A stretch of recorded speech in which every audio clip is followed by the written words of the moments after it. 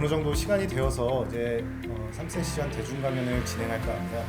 저희가 이제 이 대중 강연에 모신 분들은 저희가 직접 충남에 내려갔을 때, 대전에 내려갔을 때 요 카이스트 쪽에서 이렇게 우수성과 사례로 발표를 해주셨는데 너무 재밌게 들었었습니다. 그때가 이제 인류세와 관련한 연구였고, 저희 같은 인문사회 연구를 하는 사람들은 요거에 대해서 잘 모르기 때문에 한번 인류세에 대한 것들을 융합적인 횡단적인 연구를 한번 지향해보고 어떤 것들이 있는지, 그리고 더 나아가서 대중들에게 인류세라는 것들을 더 알려보자라는 취지에서 섭외를 드렸고요.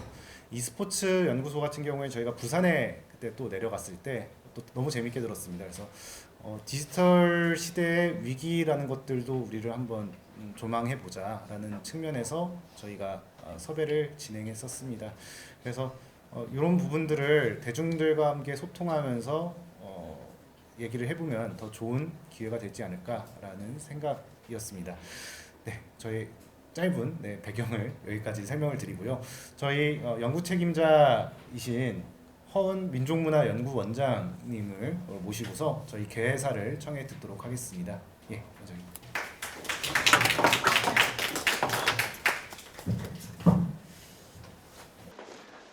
예, 안녕하세요. 죄송합니다. 네, 센터장을 맡고 있는 허은입니다. 민족문화연구원 원장도 같이 맡고 있습니다. 다시 한번 인사드립니다.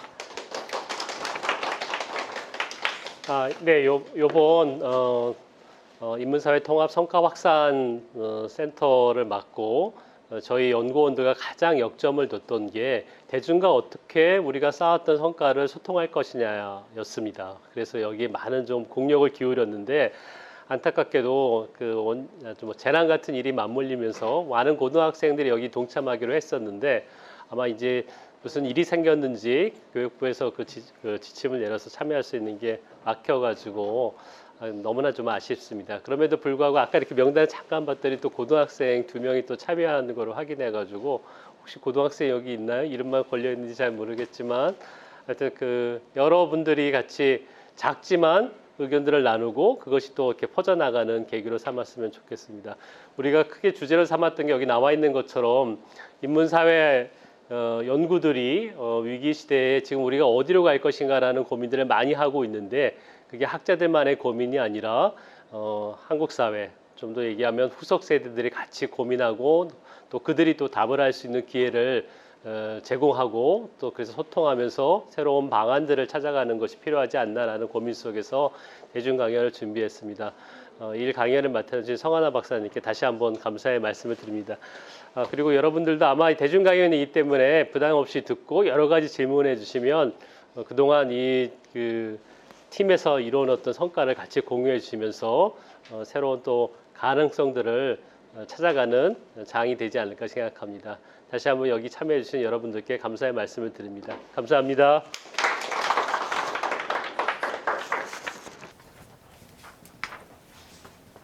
네, 좋은 말씀 해주신 원장님께 다시 한번 감사의 말씀을 드립니다. 예, 이제 3세션을 진행하실 사회자 선생님을 소개해야 될 텐데요. 저희 고려대학교 BK21 교육연구단에서 연구교수를 맡고 있는 지금 최현민 교수님을 모시고 사회를 진행해 보도록 하겠습니다. 예, 최현민 선생님. 네, 방금 소개받은 최현민입니다. 만나 뵙게 되어서 반갑습니다. 대중 강연 시작하기에 앞서서 우선 강연 순서부터 다시 한번 정리를 해드리도록 하겠습니다. 첫 번째 특강의 주제는 지구와 인간의 얽힘, 인류세입니다. 강연은 한국과학기술원 인류세 연구센터에 계신 성하나 선생님께서 해주시겠습니다. 성하나 선생님의 첫 번째 특강이 끝난 다음에는 20분간 휴식이 주어집니다. 그리고 3시부터 두 번째 특강을 시작하도록 하겠습니다. 두 번째 특강의 주제는 디지털 세대의 생존 전략 e스포츠입니다. 강연은 경성대 e스포츠 연구소에 계신 박성은 선생님께서 해주시도록 하겠습니다. 특강 후에는 5분 정도, 5에서 10분 정도 질의응답 시간을 갖도록 하겠습니다. 인류세 그리고 e스포츠 담론을 선도하는 센터 및 연구소에서 계신 두 선생님의 특강을 통해 해당 분야의 깊이를 음미해보고 시야를 확장하는 지적 향연의 시간이 되기를 기대합니다. 그럼 첫 번째 특강 강연자이신 성하나 선생님을 모시고 인류세와 관련된 첫 번째 특강을 청해 듣도록 하겠습니다. 선생님을 박수로 맞이해 주시기 바랍니다.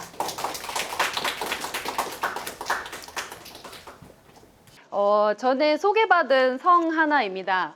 오늘 지구와 인간의 얽힘, 인류세라고 하는 제목으로 인류세란 무엇인지에 대해서 여러분이 아주 간단하게나마 어떤 개념을 잡아가시기를 바라는 마음으로 대진 강연을 준비를 했습니다.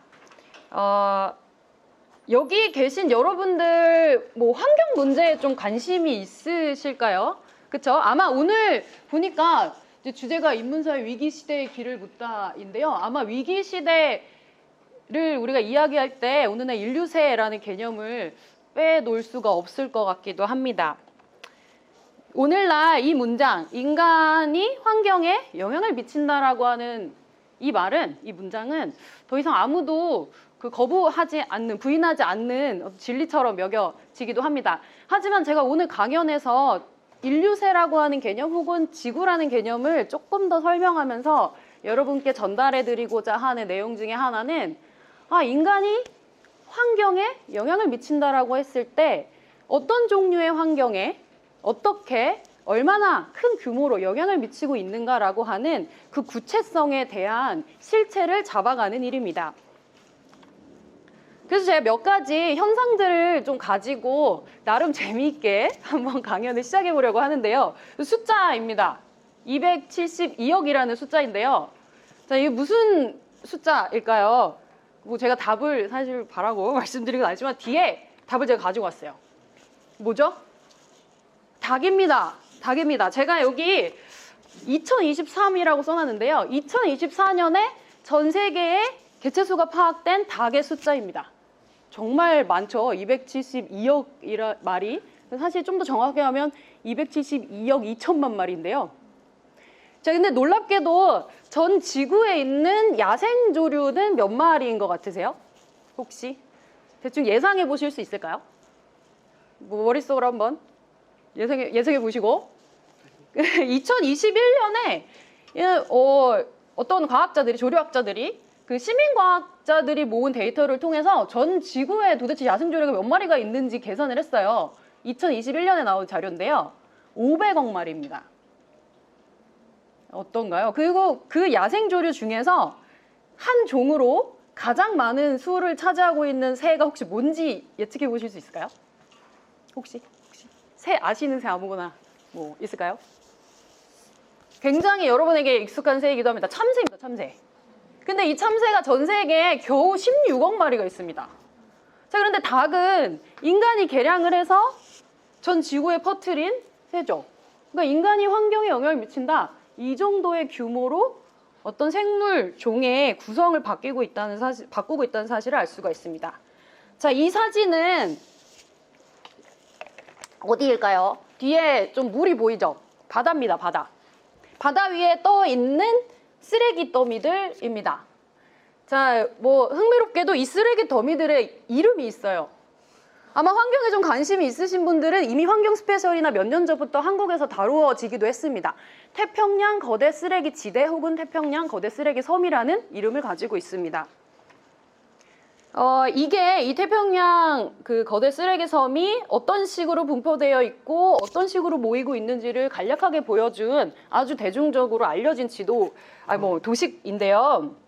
보시면 태평양에 크게 두 가지의 지대 쓰레기 섬이 이제 분포되어 있음이 알려져 있습니다. 이 쓰레기 섬은 1997년에 환경운동가가 바다를 지나가다 발견을 했습니다. 놀랍게도 이제 크게 뭐 이쪽에 캘리포니아와 하와이 쪽 그쪽 그리고 일본과 하와이 사이에 이렇게 두 개 크게 지대가 있는 것으로 알려져 있는데 이 쓰레기 지대가 얼마나 크냐? 한반도의 무려 16배나 되는 크기에 달합니다.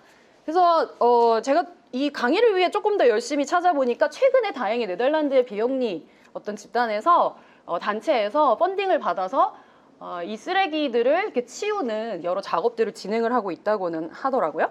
자, 마지막 사례입니다. 이거 뭐죠, 여러분? 크게 말씀하셔도 돼요. 지구. 그리고 오존홀입니다. 여러분, 오존홀은 아마 교과서에서부터 고등학교 때 배우셨을 가능성이 굉장히 큰데, 자, 인류가 지구상의 어떤 환경적 파괴를 알아채고 그것을 해결하는데 가장 좋은 사례로 알려져 있는 게 바로 오존홀 사례입니다. 1960년대쯤부터 과학자들이 뭔가 생명체가 이 지구에 살아가기 위해서 태양 에너지가 직접적으로 올 때 그것의 위해성을 막아주는 오존층이라는 것이 있는데 그것이 조금씩 뭔가 얇아져 간다는 사실을 알게 되고 75년에 그 정확한 기작을 알게 됩니다. 그러면서 우리가 냉매제로 사용하고 있는 프레온 가스들이 이 오존층을 얇게 하는데 큰 영향을 끼친다. 그래서 1987년에 과학적으로 이게 불확실하다라는 반박에도 불구하고 전 세계가 모여서 몬트리올 오정서에 협약을 합니다. 그러고 나서 놀랍게도 오늘날 나사에 따르면 오존홀이 조금씩 줄어들어서 좀 두께가 두꺼워지고 있다는 좋은 소식이 있죠. 자, 이 모든 사례들 제가 처음에 인간이 환경에 영향을 미친다라고 말씀을 드렸는데 이 사례들을 생각을 해보면 그냥 자연환경에 추상적인 환경에 영향을 미치는 것이 아니라 인간이 환경 중에서도 지구적 규모로 그러니까 우리가 지구라고 이해하는 것들에 굉장히 커다란 영향을 미치고 있음을 보여주는 사례를 제가 가지고 왔습니다. 바로 인류새는 인간이 그냥 환경에 영향을 미치는 것이 아니라 지구에 돌이킬 수 없는 자연 과정만큼이나 굉장히 강력한 영향을 미치고 있다라고 하는 사실을 지질 시대의 하나로 이름 붙이려고 하는 하나의 거대한 프로젝트라고도 보실 수 있습니다. 그럼 여기 제가 밑줄을 몇 가지 쳐놨는데요. 지질 시대는 무엇일까? 그 전에 이 인류새라고 하는 개념을 처음 주창한 분을 제가 빼놓으면 안 되겠죠.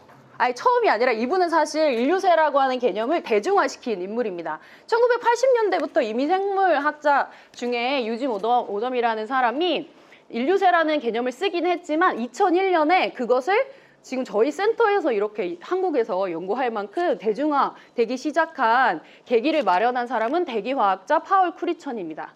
이분은 제가 방금 전에 오존홀 설명을 드렸잖아요. 이 오존이 왜 파괴되는가라는 그 기작을 또 연구하는 데 관여를 했었고 나중에 95년에 노벨 화학상을 받으신 분이기도 합니다. 자, 이분은 인류새를 주창을 하면서 이렇게 이야기합니다. 인간의 활동이 모든 면에서 모든 규모에서 지구의 자연 과정을 능가할 만큼의 굉장히 큰 영향력을 행사하고 있다. 이 인류새라고 하는 것을 제가 지질시대라고 말씀드렸는데요. 지질시대는 뭐냐면 인간의 역사가 아니라 지구의 역사를 이야기합니다. 그래서 지질학자들이 지구가 45억 년 전에 이렇게 탄생이 된 이후에 쭉 어떤 식의 생명의 역사를 가지고 있는지를 연구를 한 것이 바로 지질시대 지구의 역사입니다. 그래서 지질시대를 보시면 대부분 생명체들, 어떤 생명체들이 번성하느냐 이런 시기들을 따라서 지질시대가 구분이 되어 있고요. 자, 인류새라고 했을 때는 우리 지금 현재 인류새 이전에 우리가 살고 있는 시기는 홀로새라고 지질학자들이 이름을 붙여 놓았는데 인류새는 그 이후에 인류가 지구에 거대한 영향을 미쳐서 이것을 지질시대의 하나의 연역으로 넣을 만큼 중요하다라고 주장을 하기 시작을 하는 것이죠. 제가 여러분이 이제 이 강연을 적어도 들으시고 나서 그래도 인류새 얘기할 때 지질시대가 뭐고 지질학자들은 도대체 어떻게 지층이 이야기하는 걸 좀 아셨으면 좋겠어서 기본적인 걸 갖고 왔습니다. 자, 아까 잠깐 말씀드렸지만 지질학적으로 좀 더 정확하게는 12,000년 전이라고 하는데 정확하게는 11,700년 전에 시작된 이 신생대의 제4기 홀로새에 우리는 살고 있습니다. 저 여기 왼쪽에 보시면 갑자기 지구과학 시간으로 돌아간 것 같죠? 저도 처음에 공부할 때 그랬는데요. 지질학자들은 누대, 대, 기, 세 이런 식으로 지질 시대를 분류를 했습니다. 사실 19세기부터 지질학자들은 지층을 가지고서는 이 지구의 시대들을 우리가 어떻게 연표를 만들 것인가를 고민을 해왔었고요. 그 말인즉슨 이 지층이라고 하는 게 역사학으로 따지면 도서관에서 아카이빙 작업을 하겠지만 지질학자들은 지층을 찾아서 지구의 아카이브를 연구를 하게 됩니다. 그래서 우리가 코어링이라고 하고 뭐 혹은 시추라고도 하는데요. 이렇게 지층을 수직으로 뚫어서 이거는 이제 가로로 놓은 것인데 이런 이제 이 코어링 작업을 해서 나온 결과를 가지고 각 지층의 퇴적층의 특징들을 가지고 지질 시대의 특징들을 규명을 하고 이름을 붙이는 작업을 하게 됩니다.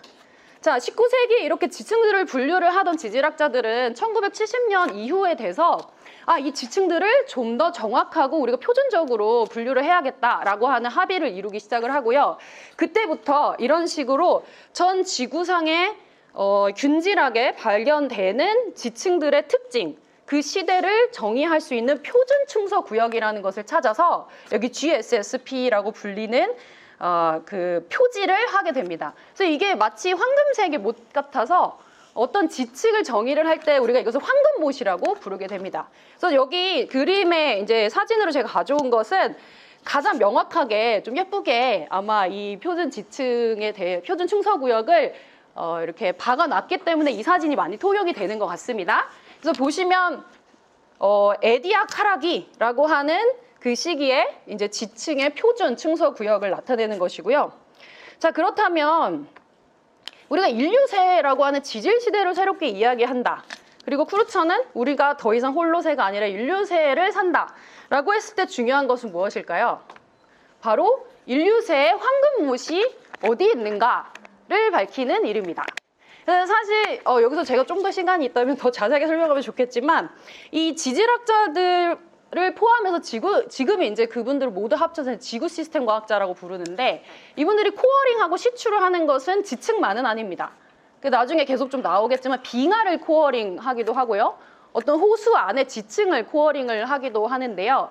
인류세의 황금못으로 가장 강력하게 최근에 주창이 된 것이 놀랍게도 1950년 이후입니다. 굉장히 최근이죠. 그래서 그 크루첸이 2001년에 파울 크루첸이라는 학자가 우리가 인류세에 살고 있다라고 주장한 이유로 2009년에 지질학자들이 모여서 인류세 워킹그룹이라는 것을 만듭니다. 그래서 그 이후로 전 세계에서 인류세의 표지가 될 만한 지층이 어디인가를 계속 연구를 해왔고요. 지금 여기 제가 사진 갖고 온 것은 최근에 최종 후보지로 이야기가 됐던 토론토에 있는 크로포드 호수입니다. 이 어떤 호수들은 어떤 역동성이 없이 굉장히 침착하게 그 안에 지층들이 쌓여있기 때문에 이렇게 지구의 역사를 알 수 있는, 오른쪽에 보시면 알 수 있는 코어링을 할 수 있게 되는데요. 그래서 1950년에 황금못을 이렇게, 이게 보이나요? 네. 제안을 이제 하게 됩니다. 제가 이걸 이제 굳이 갖고 온 이유 중에 하나는 1950년 이후에 아까 그 지층 부분을 황금못으로 측정했던 이유 중에 하나가 그 이전의 지구상에는 없었던 플루토늄이라고 하는 원소가 다량 발견되었기 때문이었어요. 그래서 공교롭게도 1950년에 이것을 이제 그 미국에서 핵실험을 하는 부분인데요. 1950년 이후에 거대한 규모의 핵실험들이 이루어지면서 플루토늄이 이 지구상에 이전의 지질 시대에는 없었던 새로운 물질을 지층에 새기기 시작했다라고 하는 의미로 1950년을 이 지질 시대의 인류세로 이름 붙일 수 있는 표준 충서 구역이 될 수 있다고 주장을 합니다. 근데 안타깝게도 이게 최근에 아마 아시는 분은 아시겠지만 공식 도입이 불발이 됐습니다. 근데 이게 흥미로운 건 만약에 이게 이제 도입이 승인이 됐다면 작년 8월에 부산에서 세계 지질학 대회가 있었거든요.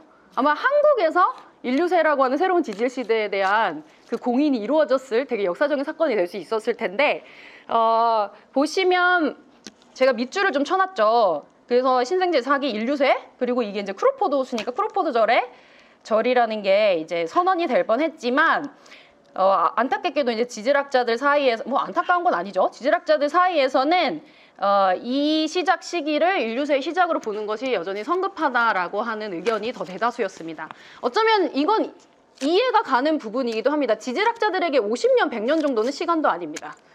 그렇죠. 그 46억 년의 지구를 우리가 24시간으로 혹시 변환한 비유들을 많이 하는데요. 그렇게 45억 년의 지구의 시간을 24시간으로 우리가 한번 생각을 해보면 인류가 등장한 시기는 겨우 3초 전입니다.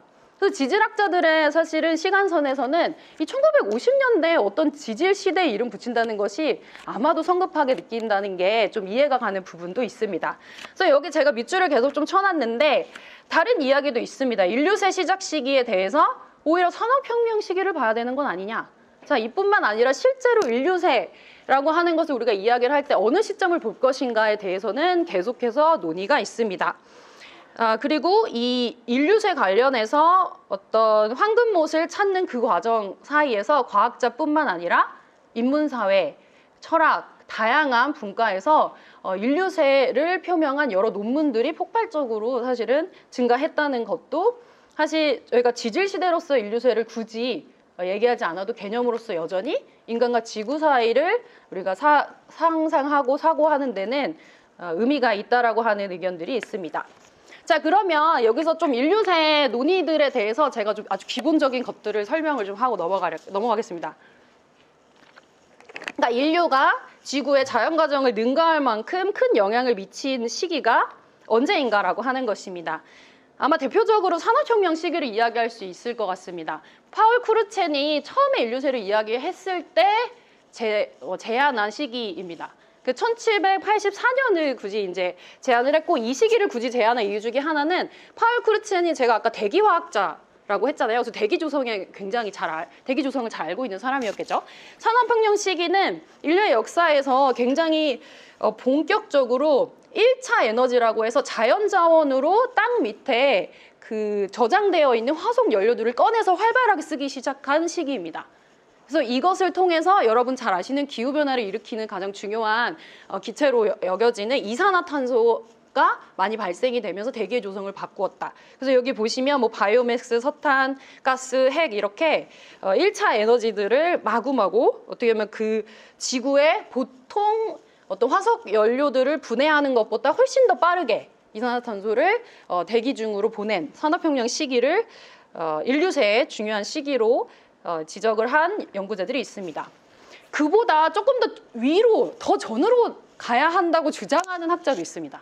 대표적으로 루더만 같은 학자인데요.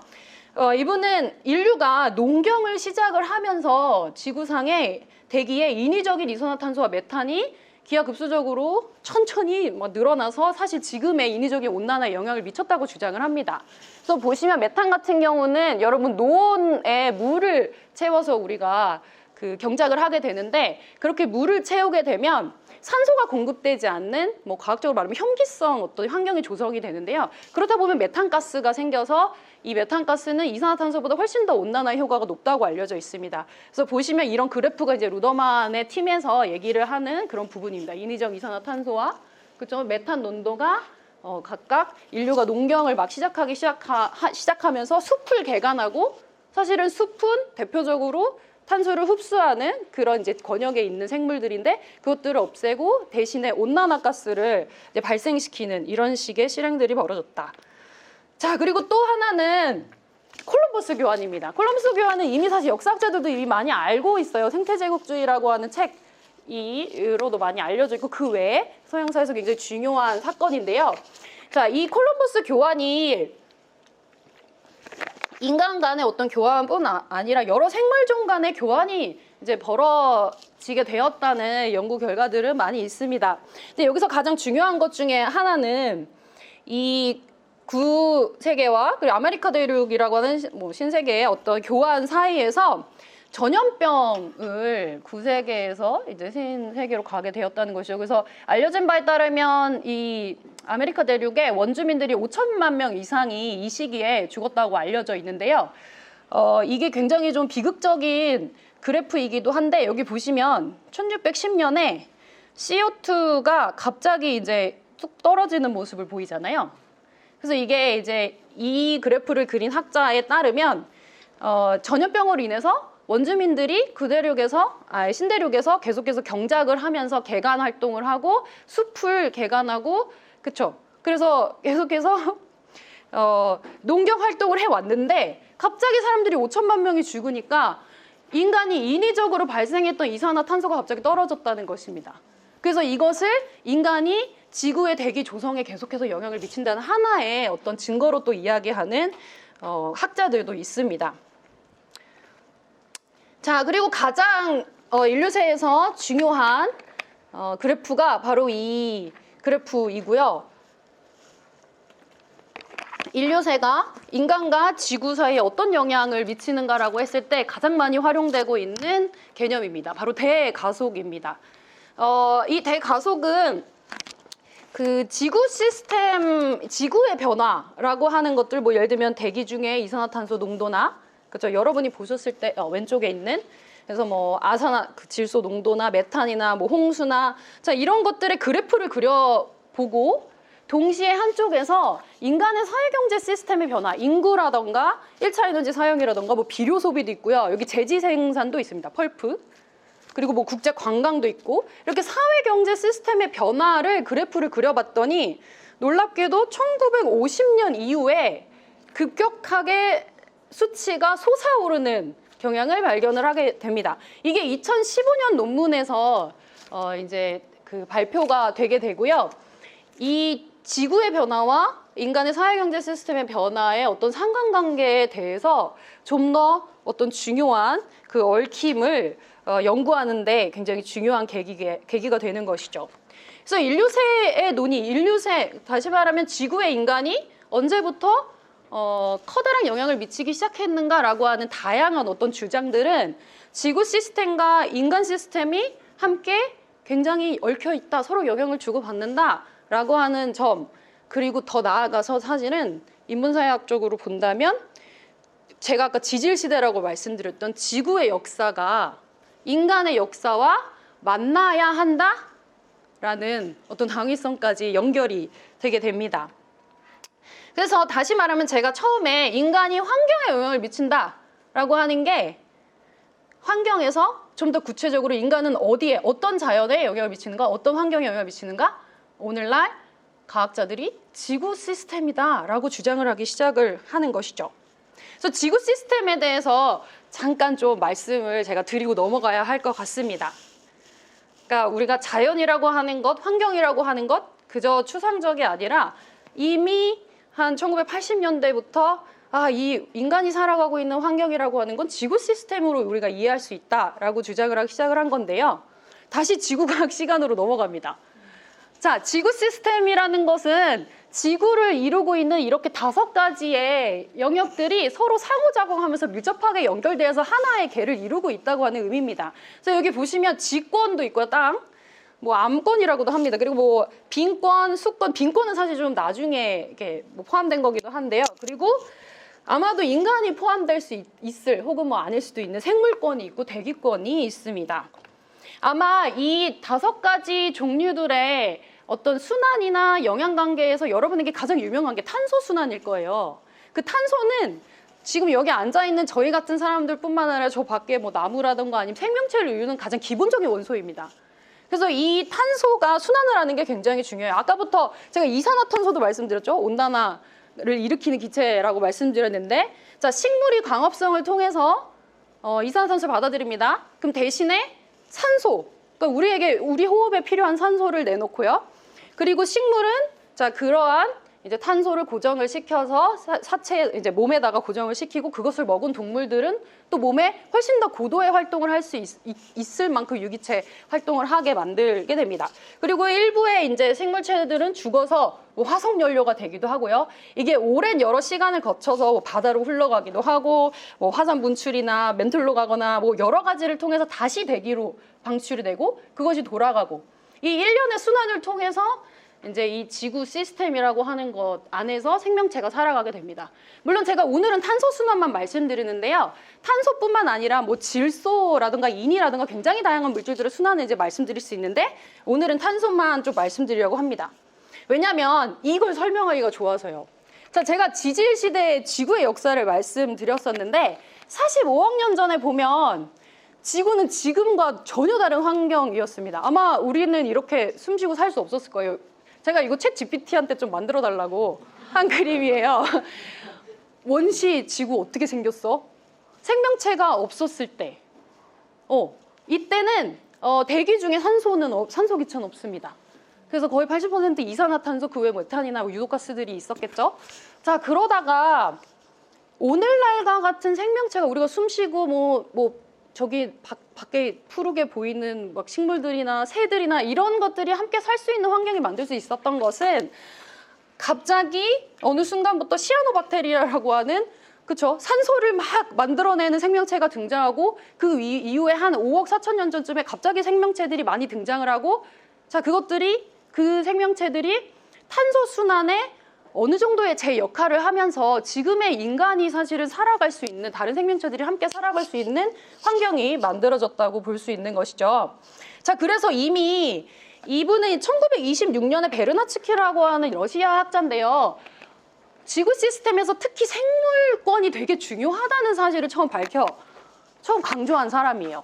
그래서 이 얘기는 뭐냐면 지구 시스템이 5개를 제가 꼭 똑같이 얘기를 했지만 지구 시스템 과학자들 중에는 뭐 대기도 있고 수권도 있고 직권도 있고 이거는 금성이나 화성에도 사실 어쩌면 화성에 우리가 뭐 얼음이 있다고 하니까 그렇게 있는데 그것들의 조성을 바꿔서 생명체가 살 수 있게 만드는 것 무엇이냐? 아이러니하게도 그 생물 그 자체였다고 하는 사실입니다. 그래서 이러한 생물권들의 행위성 역할들에 대해서 주목을 한 것이 여러분이 아마 들어보실 법한 가이아 이론과 연결이 됩니다. 제임스 러브록이라고 하는 이 지구과학자 그리고 린 마글리스는 제가 오늘 여기서 그냥 구두로만 언급하겠지만 이 지구상에 어떤 생명체가 이렇게 살아갈 수 있는 환경을 계속해서 만들고 항상성을 유지할 수 있는 것 중에 하나가 이 지구 자체를 이루고 있는 생물권이 뭐 대기나 아니면 뭐 직권이나 수권들과 함께 조절작용을 해 나가면서 마치 지구가 생명을 정말 잘 살게 만들려고 하는 목적이 있는 것처럼 뭔가 작용을 하는 것 같다라고 하는 그런 이론인데요. 이게 사실은 되게 영성적이다 혹은 뭔가 가이아 또 신 이름이니까 과학적이지 않다라는 그런 이유로 비판도 받았지만 그 사실은 이 가이아 이론이 이후에 과학자들이 지구 시스템의 어떤 상호작용을 이해하는 데 많은 영향을 주게 됩니다. 이건 제가 그래프를 하나 갖고 왔는데 위에는 어떤 빙하 코어, 그러니까 아까 코어링 제가 한다고 했잖아요. 빙하 코어를 이제 코어링을 하면 이렇게 이산화탄소의 농도를 알 수가 있어요. 계절에 따라서 80만 년 전부터 이산화탄소가 올라갔다 이런 것들을 알 수 있는데 자 이것을 남극의 기온이 올라갔다 내려갔다 하는 것과 비교를 해보니 굉장히 오랜 시간 동안 자 계절 주기에 따라서 지구의 온도가 뭐 이렇게 올라간다. 그러면 식물들이 갑자기 광합성을 열심히 하는 거예요. 그러면 대기 중에 이산화탄소가 포집이 됩니다. 그렇죠? 그리고 산소가 들어가고 그러면 온도가 다시 낮아지죠. 온도가 낮아지면 추워지죠. 그러면 식물들이 광합성을 갑자기 덜하게 됩니다. 그러면 부식하고 있던 땅 속에 있던 그렇죠? 이 탄소들이 분해가 돼서 올라오면서 다시 따뜻해지는. 그러니까 이 평형의 일련의 과정들이 이루어지면서 생물권이 이루는 생명체들이 살아갈 수 있는 지구가 유지가 되고 있었다. 자, 근데 저기 화살표 보이시나요? 현재의 이산화탄소? 더 이상 이렇게 지구가 서로 조절하고 있었던 것이 깨지고 있다는 것을 빙하 코어를 했던 지구과학자들은 가장 가까이서 목도를 하기 시작을 합니다. 그래서 제가 실제로 센터에서 일을 하면서 지구과학자들을 저희 초청해서 많이 강의도 듣는데요. 그분들 중에는 더 이상 뭐 아이를 낳지 않는다거나 굉장히 이 위기를 훨씬 더 피부에 닿게 느끼시는 분들이 굉장히 많았는데요. 다시 말하면 이 지구 시스템 과학자들이 지구 시스템을 연구하는 과정에 인간의 영향 자체를 목격하고 측정을 하게 됩니다. 이것은 지구 온난화나 혹은 뭐 기후변화 관련한 얘기에서도 많이 나오는 킬링 곡선인데요. 하와이에 있는 마누아 그 로아 위에 있는 그 관측일에서 1960년대부터 이렇게 이산화탄소가 급격하게 늘어나고 있는 그런 현상을 목격을 하게 됩니다. 자, 이 지구 시스템에 관련된 어떤 관점은 나사, 미 항공우주국의 유명한 그런 것이죠. 이 다이어그램을 그리면서 우리가 이 지구에서 나타나는 여러 역동적인 관계들을 지구 시스템이라고 하는 관점으로 이해할 필요가 있겠다라고 선언을 한 것이 1980년대입니다. 그때 대표적으로 그린 게 그림이 이건데요. 여러분 흥미롭게 보시면 뭐가 좀 흥미로우신가요? 제가 처음에 지구 시스템 보여드릴 땐 5개의 영역을 보여드렸는데 여기 인간의 활동이 들어가 있습니다. 그래서 80년대 지구 시스템 이야기를 하면서부터 인간의 활동이 토지 사용이나 CO2나 오염물질을 통해서 대류하는 것, 뭐 해양, 지상 이런 것들에 영향을 미치고 있다는 사실을 다이어그램 안에 포함을 하기 시작했다는 점을 좀 보실 수가 있습니다. 그래서 2001년에 이 지구에 있는 생물권 다양한 권역들을 연구하는 4가지 프로그램에 있는 지구과학자들이 모여서 암스테르담 선언이라는 것을 합니다. 그래서 지구변화가 현실이며 지금 일어나고 있다. 그래서 여기서 인류세에서 이야기하는 지구변화라고 하는 것은 단순히 기후변화 이상입니다. 생물권 자체 내에서의 조절작용에 어떤 문제가 난 것들, 굉장히 다양한 해양, 대기, 생물 다양성에 대한 변화, 좀 더 포괄적인 지구상에서의 변화를 이야기를 하게 되고요. 잠깐 여러분 이제 기억을 하신다면 파울 크루첸이 인류세를 대중화시킨 시기가 2001년입니다. 그래서 이 시기부터 모여서 우리 시대에 어떤 인류세라고 하는 개념이 어떤 의미가 있는가에 대해서 사람들이 이제 인식하기 시작한 시기라고 보실 수 있는 거죠. 자, 그래서 지구 시스템과 인간 사회경제 얽힘이 이야기하는 인류세에서는 대기권, 생물권, 빈권, 수권, 암석권에 이어서 여기 인류권을 하나 더 함께 파악하는 것이 굉장히 중요해집니다. 자, 이것을 이제 연구가 시작된 지 이제 얼마 안 된 거라고 볼 수 있겠죠. 인류가 어떻게 지구 시스템과 함께 상호작용하면서 영향을 미치고 있는가. 자, 그래서 이 인류세를 이야기하는 이제 과학자들은 홀로세의 안정적이었던 어떤 시기를 지나서 우리가 소위 말하는 티핑 포인트, 급변점을 지나서 이미 돌이킬 수 없는 새로운 지구 환경의 상태로 진입했다라고 사실 주장을 하는 것이기도 합니다. 그래서 이거는 이제 어떤 홀로세와 인류세 사이에 어떤 지구 시스템의 변화를 좀 이해할 때 많이 쓰는 그래프인데요. 잘 이해는 안 되지만 여기 보면 이제 홀로세에서 제가 아까 그래프 보여드렸잖아요. 계절 주기에 따라서 이게 지구 시스템이 그냥 가만히 있는 게 아니라 계속 변화해요. 그래서 그 변화가 일어나도 갔다가 돌아오는 거죠. 그러니까 중요한 건 조절작용이기 때문에 조금 벗어나서 다시 돌아올 수 있는 힘이거든요. 자, 근데 이런 것들이 보면 농경이나 산업혁명이나 그리고 이제 지구과학자들이 강력히 주장하는 50년경 이후에 특히 거대한 가속이 일어나면서 이미 우리가 홀로세의 안정적인 지구 시스템과 전혀 다른 시대에 살고 있다. 그것이 비가역적이다라고 하는 지점을 주장을 하게 되는 것이죠.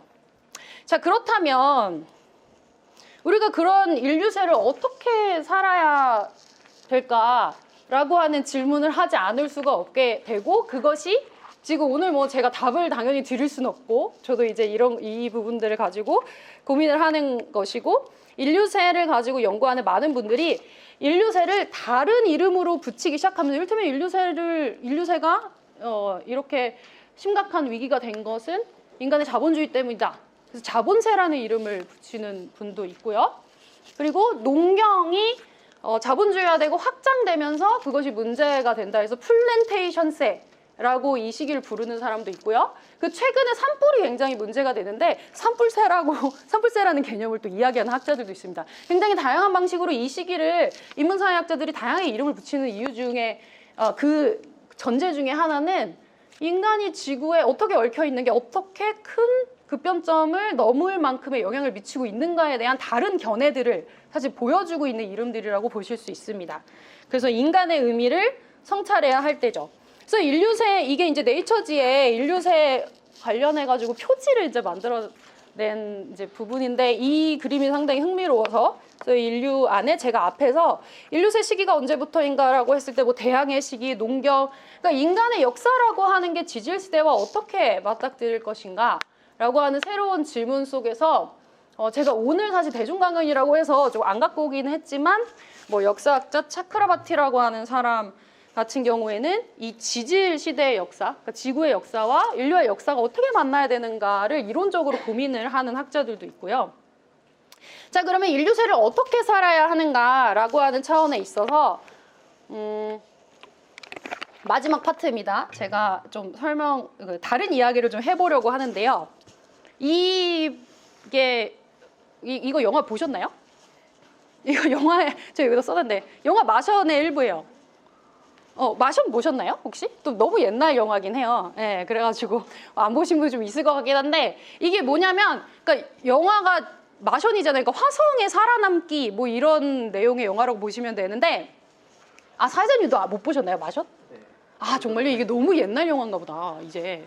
그렇구나. 이 맷 데이먼이 여기 주인공이에요. 근데 이제 화성에서 일을 하기 위해 이제 나사에서 출격해서 간 식물학자입니다. 근데 모종의 어떤 이유로 인해서 혼자 화성에 남게 돼요.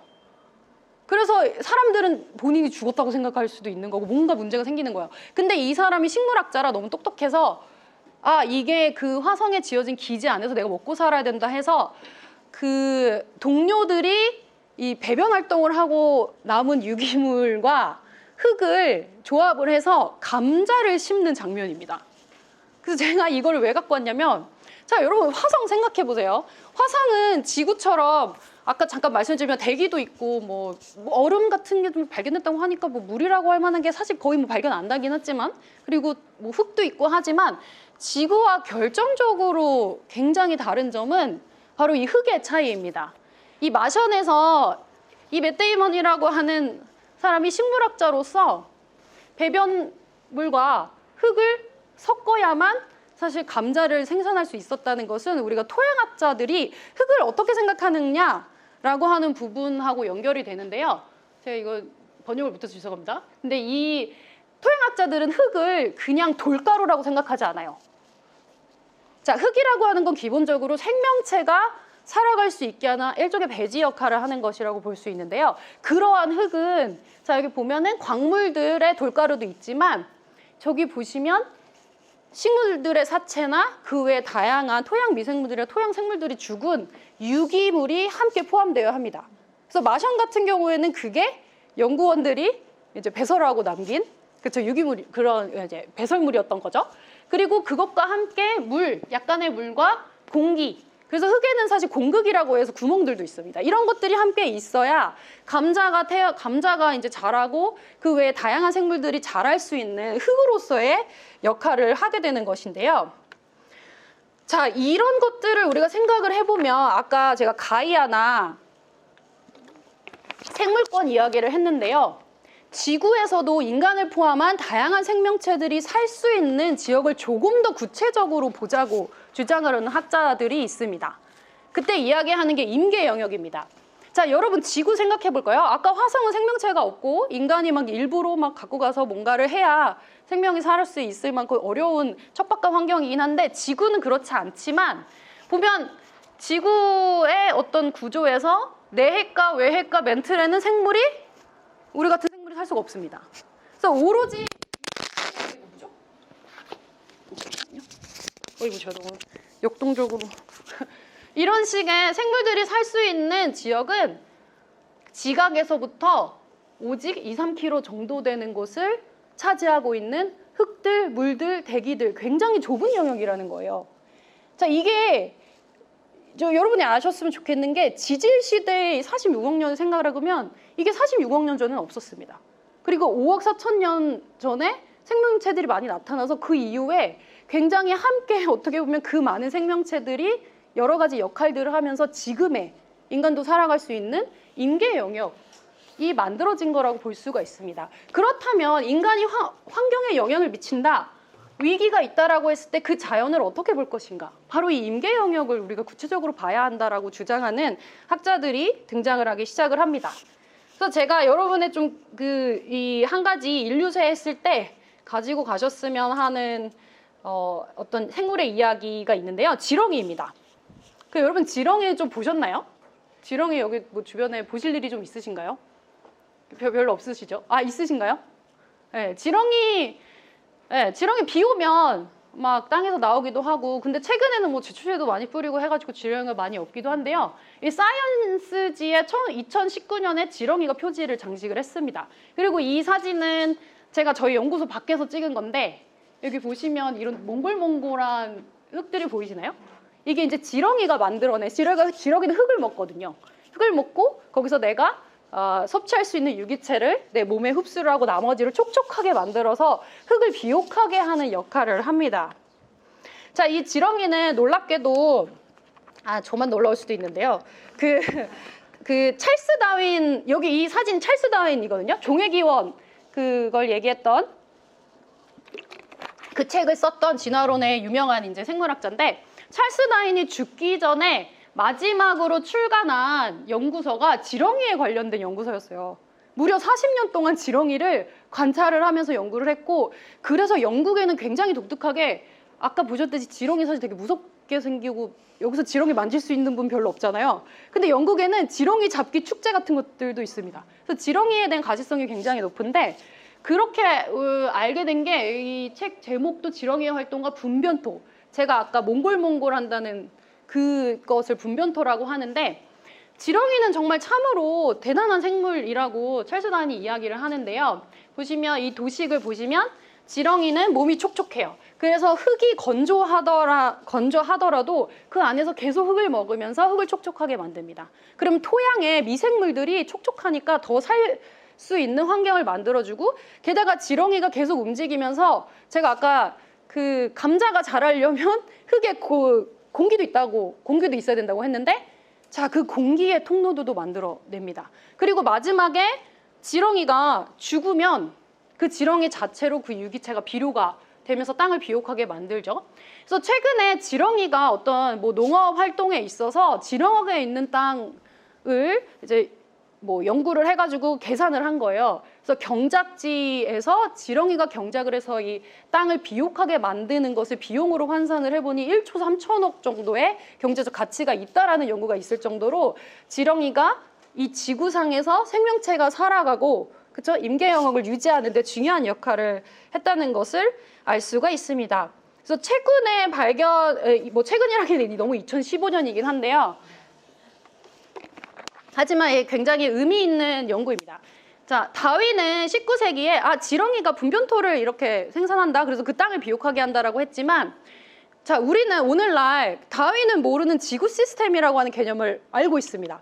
과학자들도 그래요. 자, 그래서 이 지렁이에 대한 연구를, 이 지렁이가 탄소 순환 시스템에서 어떤 역할을 하는가를 연구를 했고, 그래서 영국에서 밝혀낸 것 중에 하나가 이 지렁이가 되게 독특한 효소를 가지고 있어서 식물이 죽으면 그 사체를 사실 빠르게 분해를 해서 탄소 순환이 이루어지는 게 중요한데, 그것을 훨씬 더 빠르게 잘 이루어질 수 있게 만들어서 탄소 순환 시스템을 지금처럼 만드는데 큰 영향을 미쳤다라고 하는 사실을 밝혀내게 됩니다. 그래서 여기 제가 빨간 줄로 해놨지만, 만약에 이 효소가 없었다면, 다시 말하면 이 효소를 가지고 있는 지렁이가 없었다면 지구가 지금과 전혀 다른 모습이었을 것이라고 이 과학자가 이야기를 하는 것을 보면, 지렁이가 얼마나 지금 현재 우리가 살아가는 이 생명이 살아가는 이 권역을 만드는데 중요한 역할을 하는가를 알 수가 있습니다. 알려진 바에 따르면 지렁이는, 제가 아까 5억 2천년 전, 4천년 전 계속 얘기를 했는데, 지렁이의 조상은 그 시기쯤에 나타나기 시작했다고 알려져 있어요.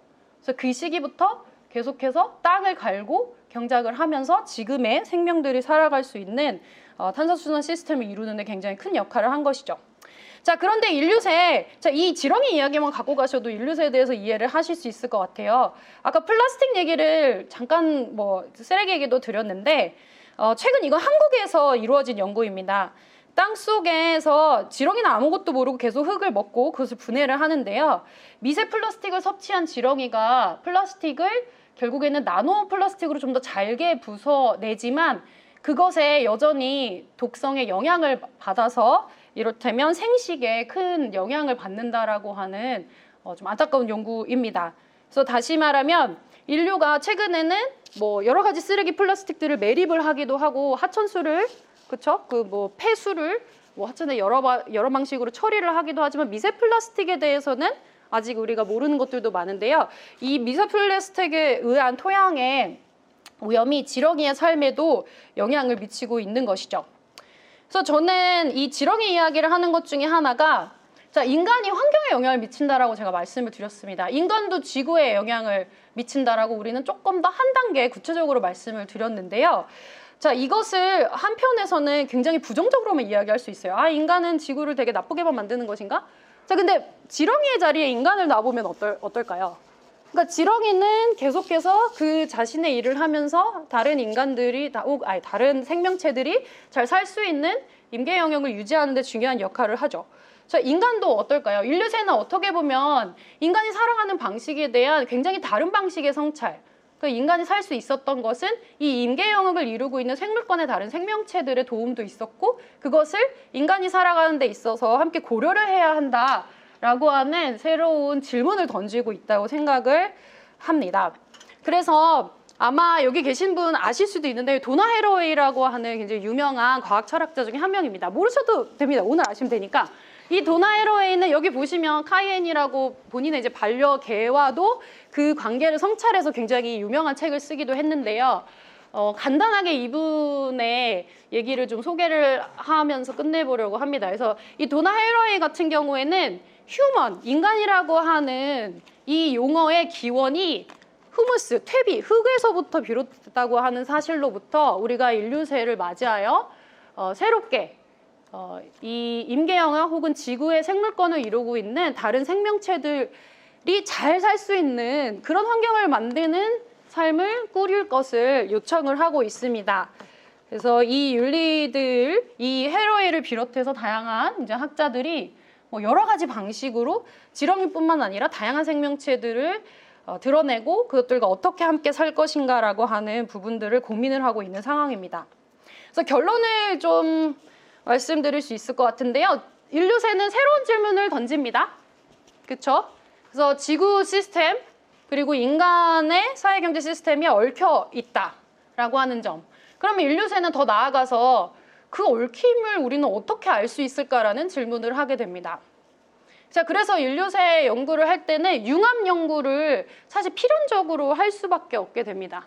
그래서 제가 사실 오늘 뭐 지구 시스템이니 한소의 순환이 이런 것들을 막 얘기를 해드렸는데 사실 저도 뭐 어떻게 보면 학부 때는 이공계를 하고 그 이후에는 과학, 철학과 뭐 과학사 같은 인문사회학적인 연구를 하면서 굉장히 다양한 이제 연구들을 진행을 하게 되는데 이런 인류세가 던지는 질문들을 해결하기 위해서는 학문적인 경계를 넘어서는 좀 더 열린 어떤 배움의 자세들이 필요한 것 같습니다. 그리고 더 나아가서 제가 마지막에 임계 영역을 말씀드렸는데 우리가 환경이라고 했을 때 뭐 도시를 만들거나 아니면 뭔가 사업을 한다거나 뭔가를 짓는다거나 인류가 뭔가를 한다고 했을 때 이 지구의 임계 영역이라고 하는 걸 그 인간의 실천 안에 어떻게 집어넣을 것인가?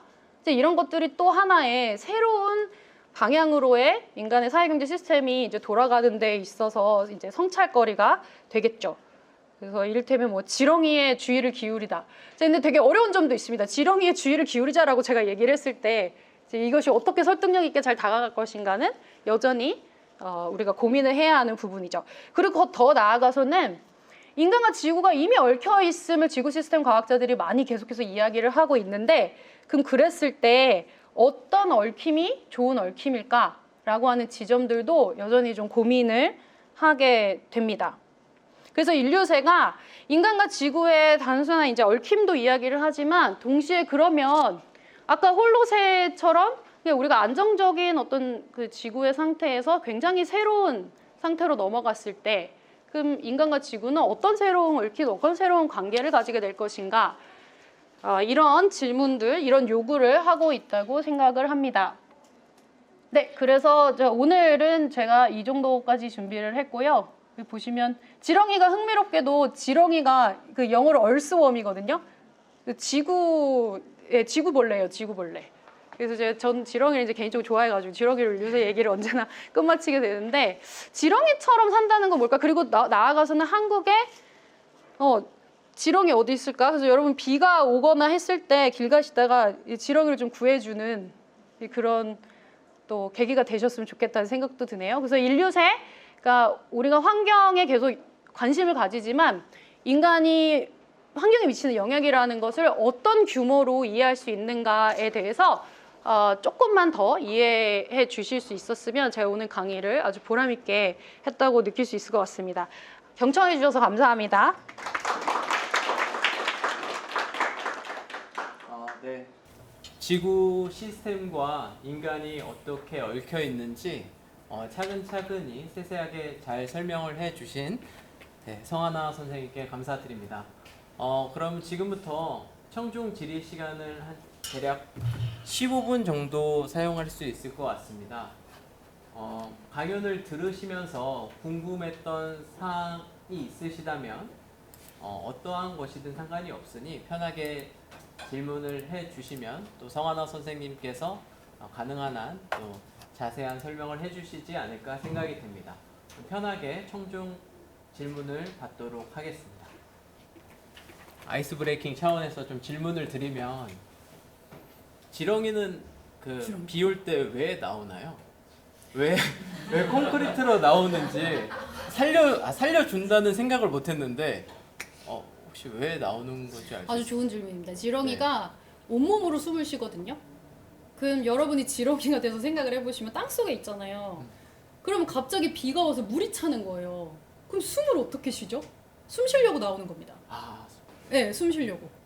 근데 나왔다가 막 나오다가 이제 콘크리트로 가는 거죠. 근데 그럼 이제 비가 그치면 햇빛이 비치고 그 촉촉한 아이는 이제 말라서 죽게 되는, 온몸으로 이제 숨을 쉬게 됩니다. 지렁이. 네, 그럼 다음부터는 살려주도록 하겠습니다. 살려주시면 좋을 것 같아요. 저도 네. 살려주고 있습니다. 지금. 알겠습니다.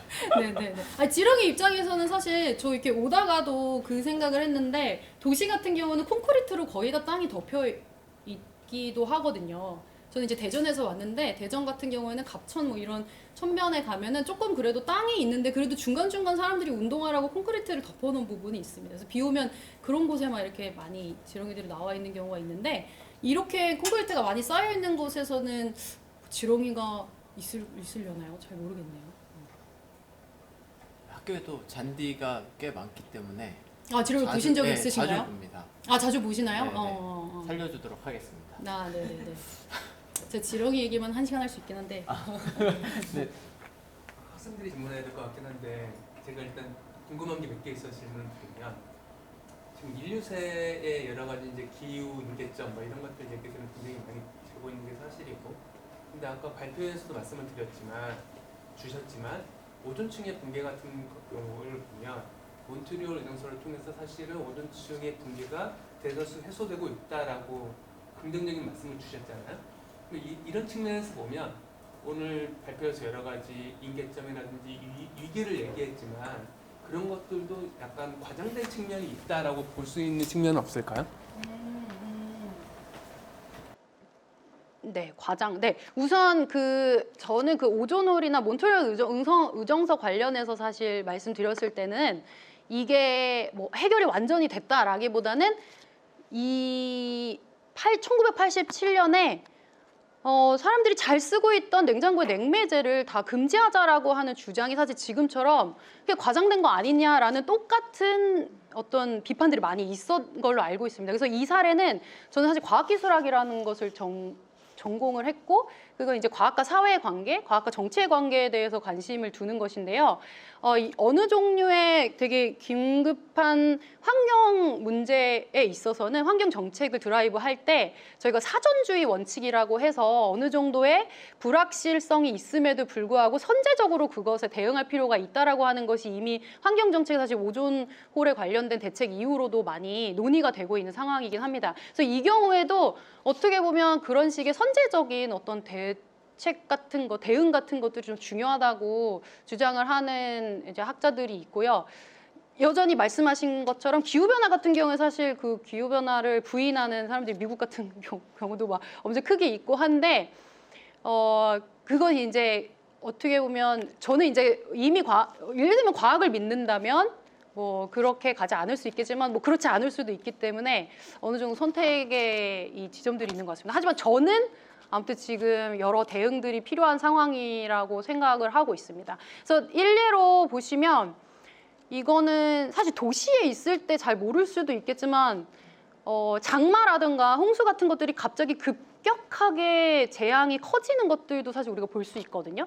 그래서 그랬을 때 일단 우리가 이 인류세에 대한 대응은 이전으로 돌아가자라는 것이 아니라 이미 새로운 어떤 위기의 상황, 새로운 환경에 도래했기 때문에 그럼 거기서 우리가 어떻게 살아야 될까라는 질문이긴 하거든요. 그럼 거기에는 그렇게 급변하는 환경에서 나타나는 대규모의 재앙들에 대해서 그럼 우리가 어떻게 대응할 것인가라고 하는 질문도 사실 포함되어 있습니다.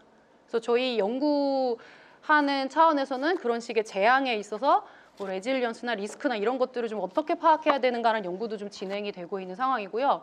그래서 여러모로 이게 반드시 홀로세로 다시 돌아가야 된다는 얘기는 전혀 아니라는 사실을 다시 한번 좀 강조드리고 싶어요. 근데 그 와중에 그렇다면 우리가 인류세로 급변을 했을 때 그것을 악화시킨 얽힘의 관계들이 있을 텐데 그럼 그것을 지속하는 것은 그러니까 우리가 스스로 더 종말로 가는 것 같긴 하거든요. 그래서 학자들 중에는 예를 들면 지렁이가 플라스틱을 통해서 죽어간다라고 하는 사실들을 알게 됐을 때 그거에 대해서는 뭐 어떻게 대응할 것인가 이런 질문들을 사실 하게 되고 이 어떤 답이 지금 있는 상황은 아니지만 적극적으로 이 새로운 시대를 어떻게 살아야 될 것인가라고 하는 질문들을 계속 좀 던지는 것도 중요한 상황이라고 생각을 합니다. 답변이 됐는지 모르겠네요. 네. 네. 그러면 이게 이제 여러 가지 문제들이 복합적으로 지금 얽혀 있는 건데 이게 인류 사회가 그렇게 이렇게 한 측면만 강조해서 볼 수 있는 사회는 이미 아니잖아요. 그러니까 사회적으로, 경제적으로, 문화적으로 굉장히 많이 얽혀 있는 사회라고 치고 그러면 정부에서 이렇게 어떤 사업을 진행함에 있어서도 정부에서 진행해도 사실 잘 진행이 못 되는 그런 정책들이 많단 말이에요. 그러면 이제 인류세 연구에 있어서 여러 가지 이슈들이 있다고 우리가 가정을 하고 위기가 있다. 뭐 그게 해결 방안이 있다고 가정을 하면 사실은 이거는 전 지구적인 문제잖아요. 그러면 이런 전 지구적인 문제에서 이런 것들을 어떻게 해결해야 되는지, 그러니까 해결 방안 말고요. 해결의 주체, 그러니까 정책이 됐건 어떤 기구가 됐건 이런 것들에 대한 연구라든지 그런 어디에서 이것들을 이끌어 가야 되는지 이런 것들에 대한 연구, 뭐 융합 연구 이런 것들이 또 있나요? 그 굉장히 중요한 포인트고 연구가 진행이 되어야 할 것 같습니다. 저희 쪽에서는 그러니까 본격적으로 그런 부분들을 막 조명하는 연구들이 크게 아직 이루어지지는 않는 것 같기는 한데요. 그럼에도 불구하고 뭐 이를테면 지속적으로 사실은 아무도 이런 문제들에 대해서 대응하고 있지 않는 건 아니거든요. 그러니까 저희 쪽에서 이를테면 연구를 한다면 기후 운동 관련해서 시위들도 계속 한국 사회에서 벌어지고 있고 이런 문제들에 대해서 현장에서 느끼고 이런 것들에 반응하고 우리가 커먼즈를 어떻게 다시 구성할 것인가라고 하는 지점들을 주장하고 논의하는 사람들이 있는데 이런 사람들의 인식의 변화는 어떻게 가능한 것인지 그럼 그런 사람들이 이런 환경의 어떤 변화라는 것에 대해서 포착하고 어떻게 새로운 결정들을 하게 되는지 이런 것들에 대한 연구는 진행을 하고 있는 바가 있긴 합니다. 그래서 인류세가 저희 쪽에서 조금 더 지금 초점을 가지고 연구하는 것 중에 하나가 인류세 교육이거든요. 그래서 공학자들이나 한국의 이제 과학자들도 이제 우리가 계속 교육을 해서 대학에서 길러내게 되는데 이들에게 그러면 기술들을 우리가 개발하고 뭔가 함에 있어서 이 인류세라고 하는 개념이 어떤 새로운 성찰거리 혹은 어떤 새로운 지향을 보여줄 수 있을 것인가 그리고 이것을 어떻게 우리가 교육할 것인가를 저희 센터에서는 지금 조금 더 공부를 하고 있는 편이긴 합니다.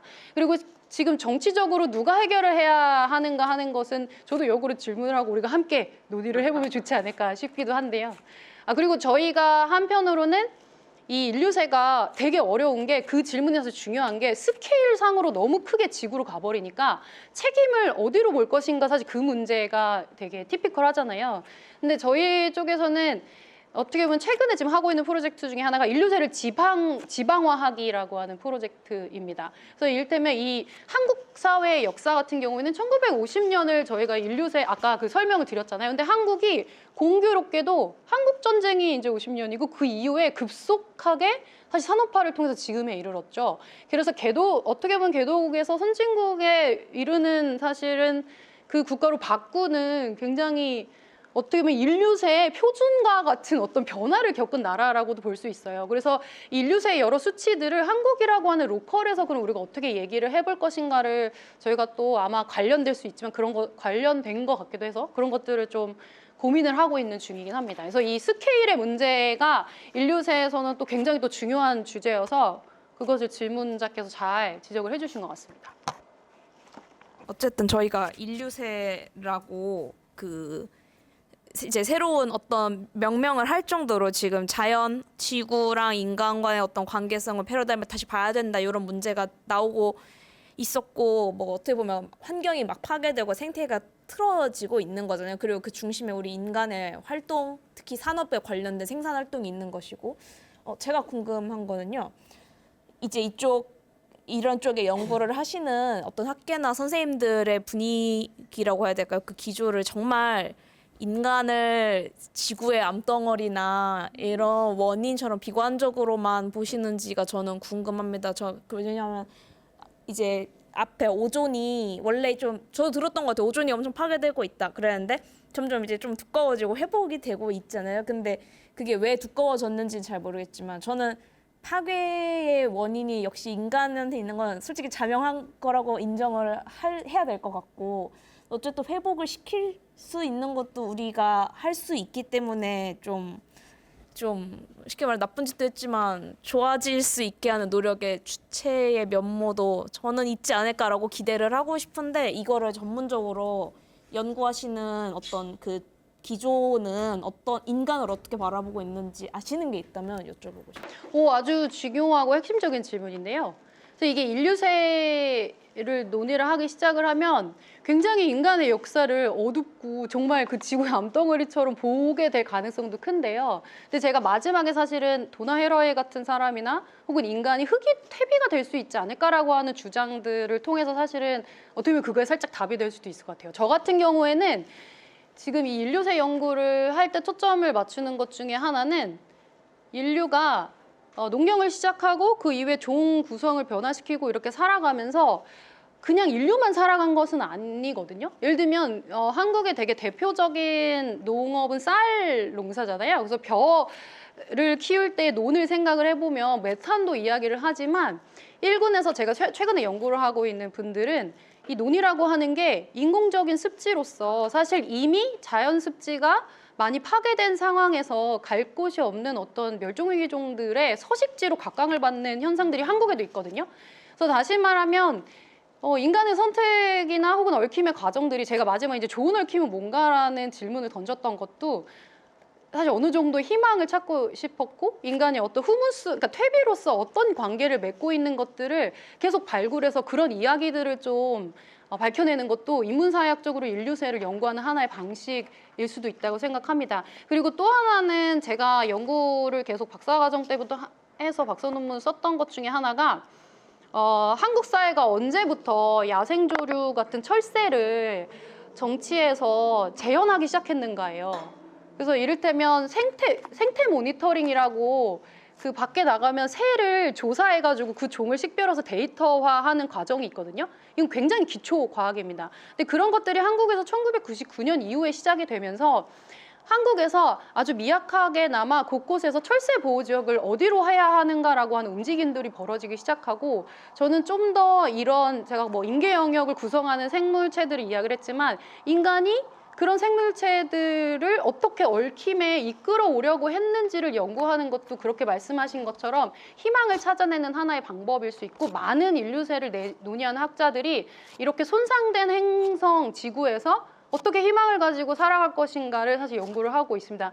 어떤 분들은 이제 잘 죽어가는 것이 무엇인가를 또 연구하기도 하고요. 혹은 거기서 더 나아가서 희망을 찾아보기도 하고요. 그래서 꼭 어떤 암울한 인간의 암덩어리로만 보는 그런 기존의 절망적인 환경주의랑은 조금 다른 연구의 어떤 그 입장이 있다고 저는 좀 바라보고 있습니다. 네. 그리고 오존은 왜 흡수되는지도 혹시 아시는 게 아까 써주셨던 데이터에 오존은? 네, 왜 두꺼워졌는지. 왜 두꺼워졌는지 그거 프레온가스를 금지해서? 금지한다. 네, 금지를 전 세계적으로 했고 2000년 이후에는 다 금지한 걸로 알고 있어요. 그리고 근데 이게 진짜 그냥 그렇게 했다고 또 안심하면 안 되는 게 제가 최근에 봤는데 호주에 엄청난 산불이 있었잖아요. 막 코알로도 죽고 막. 근데 그러고 나서 검댕들이 하늘로 올라가서 오존을 파괴한다는 연구도 최근에 영국에서 이루어지기도 해가지고 이게 지구 시스템의 여러 가지 것들을 연구한다는 게 또 얼마나 중요한 일인가를 저 이제 개인적으로 이제 과학에 관심 있는 어떤 사람으로서는 또 이렇게 목도를 하고 있습니다. 네. 말씀하신 내용 잘 들었습니다. 이 인류세를 구분하는 데 있어서 그러니까 인간이 발전해온 단계별로 산업화 혁명 그리고 뭐 1950년대에 또 이 어떤 핵실험에 관련된 내용에서부터 이런 것들이 다 영향을 미친다고 말씀해 주셨는데 지금이 어떻게 보면 디지털 혁명이라는 이 새로운 이 산업의 그 발전 단계로 접어들었고 또 우리가 그러한 시대를 살아가고 있는데 인류세를 연구하시는 그 연구 분야에서는 우리가 앞으로 살아갈 AI 시대 또는 디지털 혁명의 시대에서의 인류세는 또 어떠한 관계를 얽힘을 또 가져갈지에 대한 것들 어떻게 보고 계시는지 좀 궁금합니다. 아, 네, 굉장히 좋은 질문 감사드립니다. 제가 그 부분은 그렇게 전문가는 아니지만 저희 이제 지금 최근에 저희 센터에서 이런 대가속이라고 하는 거를 한국적으로 계속 연구를 하려고 하는 이제 프로젝트를 하고 있다고 말씀을 드렸었는데 그 중에 한 연구팀에서는 이 데이터 센터가 발생시키는 에너지와 관련된 연구를 좀 진행하는 환경사회학 쪽에 교수님도 계십니다. 그래서 왜 최근에 그 지브리 그 이미지 생성 이게 너무 유행을 했는데 알트만 그분이 나와가지고 막 다 녹아내릴 것 같다 이런 식으로 막 얘기를 했잖아요. 근데 그게 정말 좀 무서운 게 데이터 센터가 사실은 굉장히 냉각수를 쓸 수 있는 그런 곳에 이제 세워지게 되는데 뭐 더 잘 아실 수 있겠지만 그 에너지를 발생시키는 것이 우리가 좋아요를 그냥 클릭을 하지만 그것이 사실 지나가서 굉장히 다양한 열을 발생시키고 여러 가지 또 다른 종류의 얽힘을 만들어내고 있는 건 맞는 것 같습니다. 그것도 지금 이제 더 연구가 되어야 하는 부분이라고 저도 생각을 하고 있습니다. 네.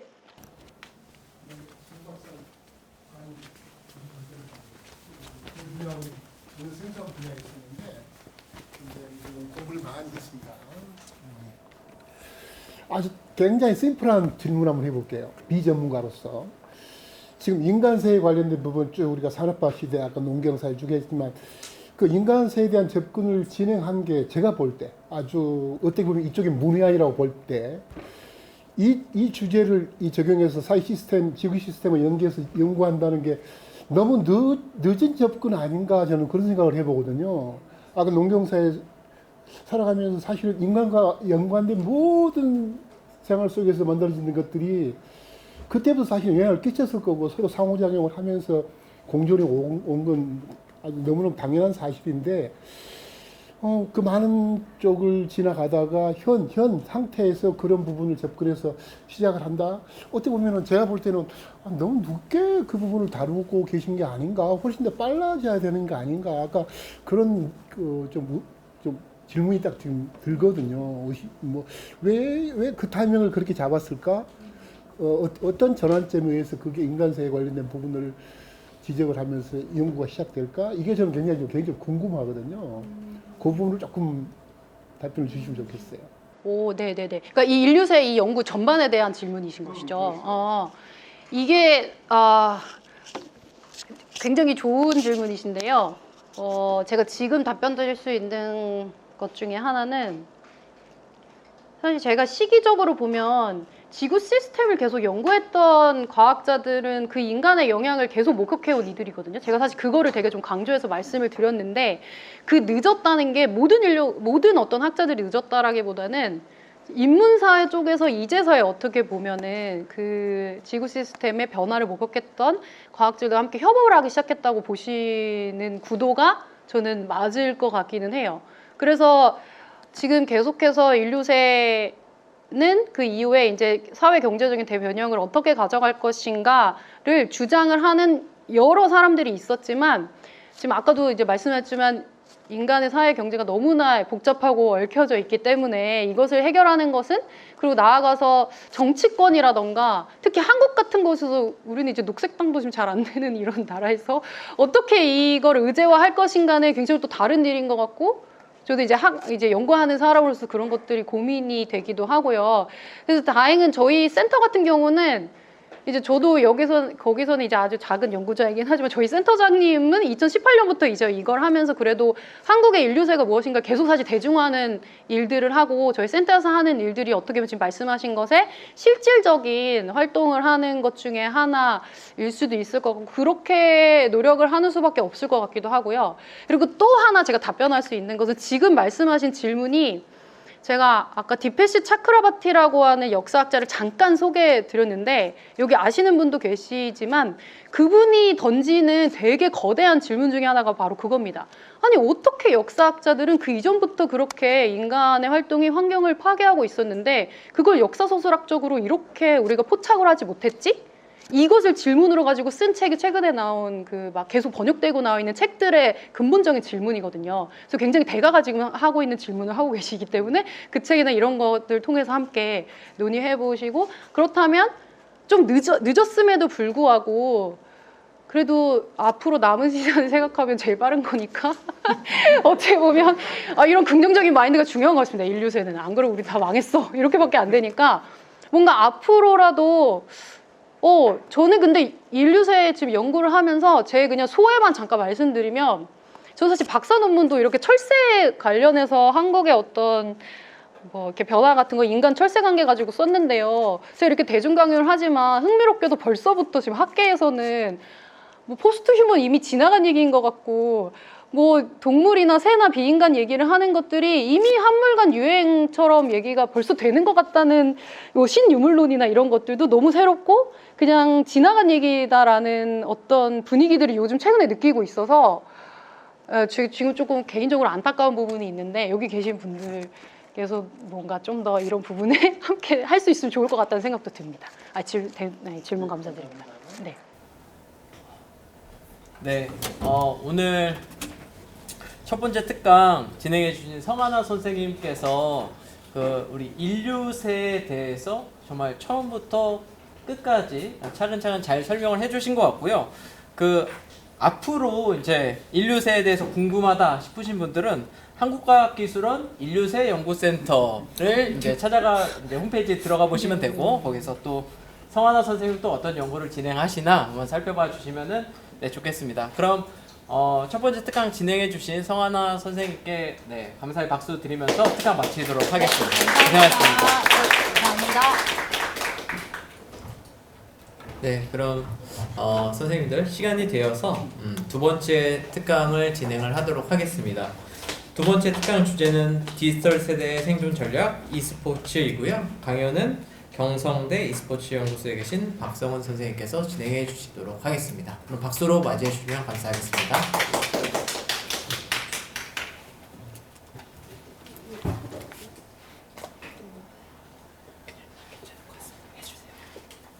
네, 안녕하세요. 저는 경성대학교에서 온 박성은입니다. 그래서 저는 이제 디지털 세대의 생존 전략으로 이제 e스포츠에 대해서 설명을 드릴 예정입니다. 그래서 일단은 저희 연구소에 대해서 좀 간략하게 좀 설명을 드리려고 합니다. 그래서 저희 연구소는 일단 e스포츠에 대한 학제적 토대 구축을 하기 위해서 이제 만들어진 연구소고요. 그래서 이제 사회, 문화, 윤리적인 문제들을 주로 다루고 있습니다. 그래가지고 이제 1차년도의 경우에는 이제 사회, 2차년도에는 문화, 그리고 3차년도에는 윤리라는 주제로 이제 연구를 진행을 하고 있고요. 그리고 올해의 경우에는 이제 개인 윤리, 사회 윤리, 정책 윤리 해서 이제 각 하위 주제와 키워드를 통해서 저희가 연구를 진행을 하고 있습니다. 그래서 이제 논문 분야의 경우에는 이제 보통 체육 철학 쪽이 좀 연구가 많이 몰려 있고요. 그리고 그 외에 이제 뭐 마케팅, 교육, 문화, 뭐 콘텐츠 해서 이제 이런 식으로 저희 연구가 분포되어 있다는 것을 좀 말씀드리고 싶어서 이제 보여드렸습니다. 그리고 이제 저희 연구소는 이제 아무래도 이제 연구소이다 보니까 바깥에서 이제 외부 활동에서는 또 어떻게 진행되는지 현장에서는 어떻게 이루어지는지 좀 알 필요가 있어서 이제 관련된 이제 직업을 가지신 분들과도 이제 포럼을 진행을 하고 그리고 이제 그거와 관련된 이제 토론을 진행을 했습니다. 그래서 예를 들어서 이제 프로게이머이신 분 그리고 이제 직접 이 e스포츠를 데이터를 분석을 해주시는 분석가분 혹은 이제 e스포츠 구단 협회장님들 이렇게 좀 다양하신 분들을 함께 같이 모여서 했고요. 올해의 경우에는 이제 심판분도 했었었고 그리고 이제 뭐 게임 중독 관련된 그런 변호사분도 같이 함께 이제 연구를 좀 진행을 했습니다. 그리고 저희가 연구뿐만 아니라 주요 행사도 좀 진행을 했었었는데요. 그래서 저희가 e스포츠 캠프도 진행을 했고 이제 배틀그라운드 대회도 진행을 했었습니다. 그리고 제가 이제 2024년에 이제 여기를 부임을 했는데 그때 제가 경성대, 부경대 대항전을 같이 참여를 했던 적이 있어서 그래서 잠깐 보여드리면은 경성대랑 부경대가 이제 각각 e스포츠 동아리가 모여서 직접 기획을 하고 직접 모집을 하여서 이제 진행을 했습니다. 그래서 각각 부경대랑 경성대 현수막도 직접 제작을 해서 이제 그 아이들이 함께 이제 결승전까지 쭉 갔었고요. 그래서 이렇게 이제 저희가 좀 자리가 협소해가지고 이제 부경대에 있는 대강당을 빌려가지고 진행을 했습니다. 저희가 첫 회 했는데 생각보다 되게 많이 왔었습니다. 그래서 한 70명 정도 왔었었고요. 그때 이제 결승전이 되게 뜨거운 그 열기로 가득 차서 했었습니다. 근데 안타깝게도 이제 경성대에서 주최를 했는데 이제 부경대가 이기는 좀 사례건이 있었었는데 네, 그럼에도 이제 잘 재밌게 끝난 이제 행사 중에 하나입니다. 그래서 이제 저희 이제 연구소에 대해서 이제 간략하게 설명을 드렸고요. 이제 e스포츠에 대해서 설명을 드리겠습니다. 일단 e스포츠를 먼저 설명을 드리기 전에 게임에 대해서 먼저 말씀을 드려야 될 것 같습니다. 일단 게임이라는 것이 아무래도 다 아시다시피 이제 좀 중독성이 있다. 아, 이거 질병이다. 이런 얘기 진짜 많이 들으셨을 거예요. 그래서 부정적인 인식이 꽤 많았었고, 그거에 이제 근거하듯 이제 셧다운제, 그리고 다행히 이제 셧다운제가 이제 10년 이후에 이제 폐지가 되긴 했지만, 다시 시간 선택제라는 부분으로 이제 청소년 게임 과몰입을 예방을 한다는 명목으로 나오기는 했습니다. 그리고 이게 조금 크게 사회적 문제로까지 인식이 되어버려서 이제 정책적 논의까지 이제 막 펼쳐졌었는데요. 보건복지부와 문체부까지도 막 찬반에 대한 이제 이야기를 또 많이 했었었고, 이게 이제 또 세계보건기구에서도 이제 게임 중독이라고 이야기를 하다 보니까 이게 좀 많이 화두가 되었었는데요. 그런데도 너무 다행인지 아닌지는 모르겠으나 코로나로 인해서 게임에 대한 인식이 좀 많이 좋아졌습니다. 그래서 이제 오히려 이제 WHO에서는 기존에는 게임 질병입니다 하고 질병 코드를 좀 만들려고 했던 것에 반해 코로나가 생기니까 우리 각자 떨어져서 게임 합시다 라고 이제 오히려 게임을 좀 더 권고하는 방향으로 갔었고, 그리고 실제로 19년 이후부터 이제 게임 산업 매출이 굉장히 많이 올랐습니다. 그리고 기존에는 e스포츠 많이 조금 관심이 없거나 약간 좀 음지의 느낌이었다면 이 e스포츠가 점점 성장하고 산업이 커지면서 약간 긍정적으로 또 바뀌었고, 약간 양지로 약간 올라오는 느낌으로 변화하면서 약간 이제 게임이라는 것이 하나의 문화고 산업이다라는 식으로 약간 조금 변화하였습니다. 그래서 이제 e스포츠는 이제 게임의 연장선으로 좀 더 말씀드릴 수 있을 것 같습니다. 그래서 시장 전망도 보시면은 이제 굉장히 이제 올라가 있고, 최근에 뭐 사우디에서도 많이 지원을 한다고 했었죠. 그리고 이제 23년도에도 항저우 아시안 게임, 저희 이제 올림픽 종목에도 이제 들어올 수 있을 만큼 약간 스포츠로서의 이제 인정을 받고 있는 과정 중에 하나입니다. 그래서 물론 게임이라고 무조건 다 e스포츠가 되는 것은 아닙니다. 지금 저희가 이제 법률상에서 또 보면은 사람과 사람 간에 하는, 그래서 거기에서 기록이 있고 승부를 겨룬다라는 이제 의미로 가지고 있는데요. 그래서 제가 좀 말씀드리고 싶었던 부분은 이제 e스포츠는 이제 경쟁성, 경기성, 관전성, 한 판에 끝나는 명확한 구조라는 이런 요소가 조금 필요하다고 생각합니다. 일단 경쟁성의 경우에는 스포츠처럼 운에 따르면 스포츠처럼 그 실력이랑 전략이 있어야 됐고, 거기에 따른 숙련도가 와야 되는데 절대 운에 따라서는 안 되고요. 그리고 경기성, e스포츠도 심판이 존재합니다. 그래가지고 이제 승패를 결정짓는 요소가 필요하고요. 그리고 관전성, 일단 봐야지 재미가 있죠. 그리고 재미가 없으면 올림픽 종목에서도 약간 조금 슬퍼질 수도 있는 결과가 나오기 때문에, 그리고 그 다음에 한 판에 끝나는 명확한 구조. 왜냐면은 안 끝나면 진행을 못 합니다. 끝나지가 않기 때문에 중계랑 관람에 굉장히 최적화가 될 필요가 있습니다. 그래가지고 이제 이 네 가지가 이제 중요한 요소입니다. 그래서 이제 e스포츠는 그래서 무엇입니까? 라고 하셨을 때 이제 게임의 스포츠화입니다 라고 저는 대답을 드리고 싶습니다. 일단은 e스포츠는 스포츠처럼 이제 장르가 많고요. 그리고 수익 모델도 이제 뭐 있습니다.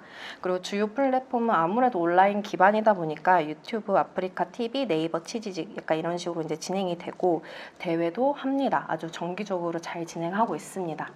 근데 조금은 다른 점이 있습니다. e스포츠랑 스포츠의 차이를 차이를 이제 말씀을 드리면 일단 e스포츠 시작하기 전에는 되게 보셨는지는 모르겠는데 굉장히 화려하고 공연을 합니다. 그리고 그 해 굉장히 좀 인기 있었던 가수들이 좀 하고요. 그리고 그 노래조차도 약간 헌정곡 같이 아니면 이제 그 게임과 관련된 그런 스토리텔링, 선수와 관련된 스토리텔링과 관련된 내용들로 이제 진행을 해서 2014년부터 지금까지 이제 쭉 이어져 있습니다. 그래서 굉장히 게임을 시작하기, 그러니까 경기를 시작하기 전에 굉장히 조금 즐겁고 흥을 돋는 약간 그런 식으로 진행이 되고요. 약간 공연장에 온 느낌처럼 되고요. 대신에 반면에 스포츠는 국가적 분위기가 조성이 되죠. 애국가를 일단 외칩니다. 그래서 되게 엄숙하게 진행이 되는 부분이 있습니다. 아무래도 이제 국가를 이제 대표로 하니까 하는 부분이 있기는 한데 일단 이 부분이 e스포츠와 스포츠의 시작 전에 좀 차이가 있습니다.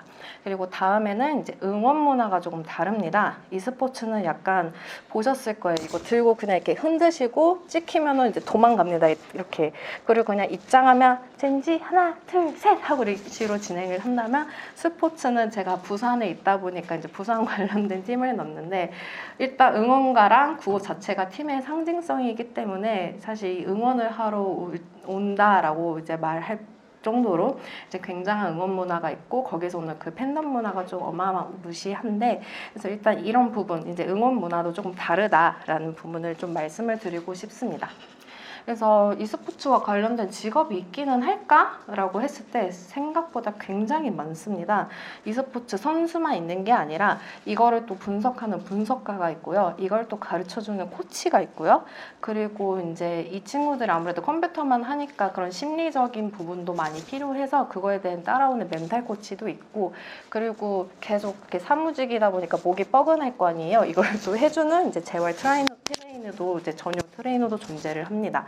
그 외에는 이제 약간 스포츠와 비슷하게 뭐 팀 매니저, 뭐 이벤트, 뭐 굿즈 만들어주는 사람, 뭐 리그 운영자 이렇게 매니저 이렇게 존재를 하고 있고요. 그리고 방송에서도 약간 기술자, 해설자, 캐스터, 듀어, 인터뷰어, e스포츠 진행자가 있는데 저는 여기서 조금 더 재밌었던 게 e스포츠와 관련된 그 번역해 주시는 그 통역사분이 또 따로 계신다고 하더라고요. 그래서 그 부분도 이제 따로 그 게임을 잘 알아야지 그만큼 통역이 잘 되기 때문에 또 그런 분들을 또 따로 양성을 하려고 하는 이제 과정 중에 또 있다고는 들었습니다. 근데 이게 이제 여기서 끝나는 게 아니라 교육 현장에서도 계속 많이 영향을 미치고 있어요. 그래서 일단 국내에서는 이제 고등학교, 대학교 각각 이제 다 4개씩 있는데, 그래서 일단은 그 부산 컴퓨터 과학고등을 제외하고는 다 이제 수도권에 존재를 하고 있고, 그 다음에 오산대, 동양대, 국제대, 신고대에서는 이제 존재를 하는데, 보통 보면은 약간 좀 그 프로게이머 육성 아니면 이제 현장 실습용으로 이제 넘어가는 이제 미래 직업 준비를 해주는 그런 쪽으로 이제 많이 조금 빠지고 있다고 합니다. 그래서 이게 이제 국제대랑 신고대랑 오산대랑 이제 경쟁률을 확인을 해봤더니 점점 경쟁률이 계속 올라가고 있는 추세였습니다. 그래서 이렇게 이제 교육 현장에서도 지금 e스포츠가 많이 지금 발전을 하고 있는데요. 이게 그러면은 우리 학생들만, 청소년들만, 청년들만 하는 것일까라고 했을 때는 아닙니다. 왜냐하면 이거는 이제 그 스웨덴의 실버 스나이퍼즈라는 팀인데요. 이분들이 이제 인터뷰 때 했던 말입니다. 나이를 먹다 보면 소외되기 쉽다. e스포츠 팬들은 그런 우리를 두 팔 벌려 환영해줬다. 요즘에는 주름을 봐도 전혀 늙은 것 같지가 않다. 제가 사실 T이긴 한데 약간 F처럼 이 문장을 보니까 굉장히 좀 가슴이 뭉클했었습니다. 그 이분들이 약간 겪으셨던 그런 감정이 좀 느껴졌던 문장이었었는데요. 여기서 이렇게 보시면은 이제 2017년도에 이 실버 스나이퍼즈가 최초로 이제 만들어졌고 거기에서 이제 같이 이제 더 그레이 커너즈가 이제 같이 나왔고요. 그 이후에는 이제 일본의 마타기 스나이퍼즈입니다. 마타기 스나이퍼즈가 이제 이렇게 같이 존재했습니다. 그래서 이분들의 이제 조건이 있습니다. 무조건 65세 이상일 것.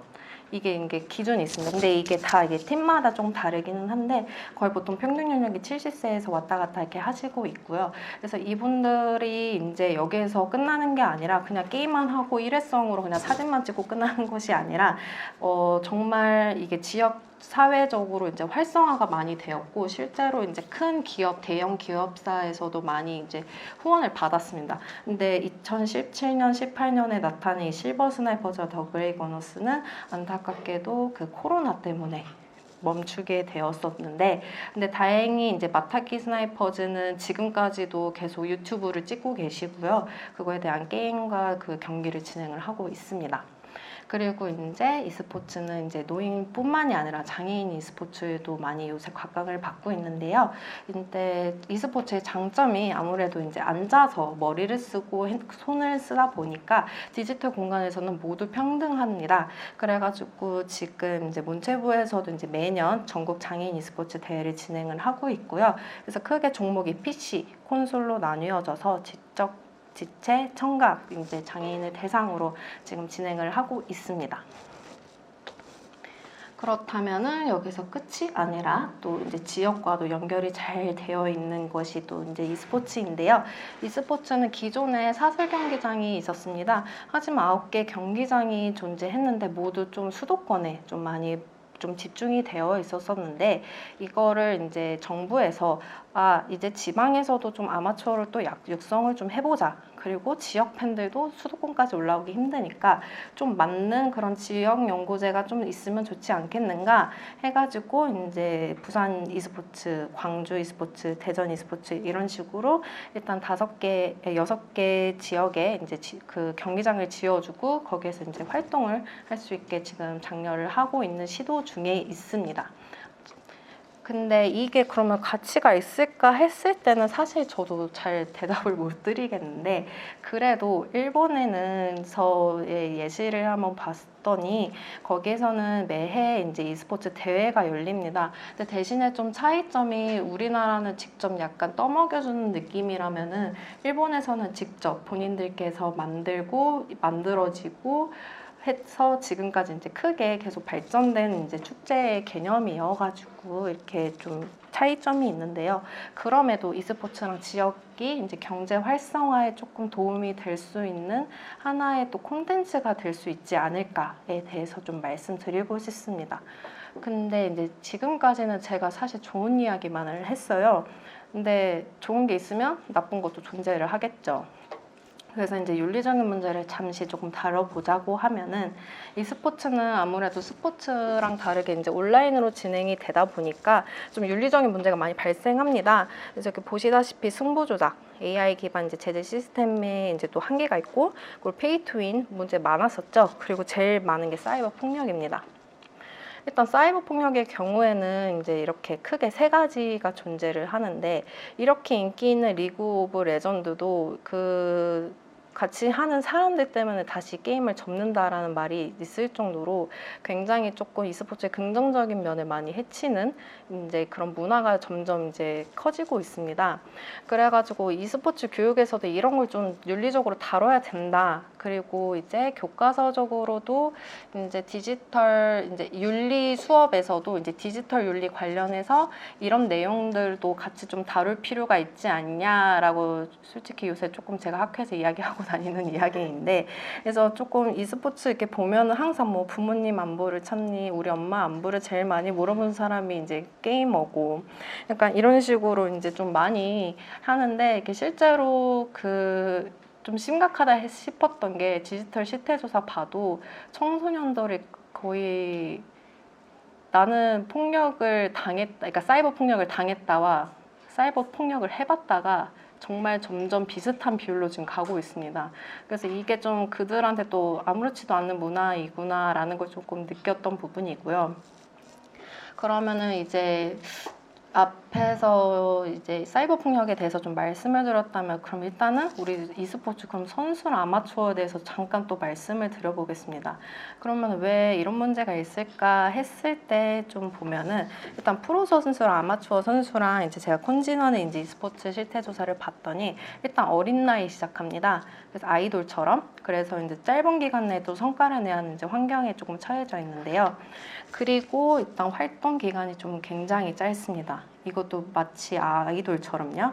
그래서 보통 이제 설문조사에도 3년에서 5년 정도 한다라고 이제 자기들끼리 이제 예측을 하고 있는 부분이고, 그리고 이제 이 친구들이 이제 많이 고민을 하고 있는 게 조금 아무래도 금전적인 거죠. 안정적이지 못하니까 소득 현황만 보아도 심각합니다. 2천만 원 미만입니다. 1년 동안 이제 벌어들인 수입이. 그래서 이제 선수 활동을 해도 아마추어 선수였어도 경제적으로 굉장히 불안정하고, 그리고 오히려 프로 선수도 은퇴 후의 진로에 대해서 굉장히 많이 고민해야 된다. 왜냐하면 빨리 은퇴를 하기 때문이죠.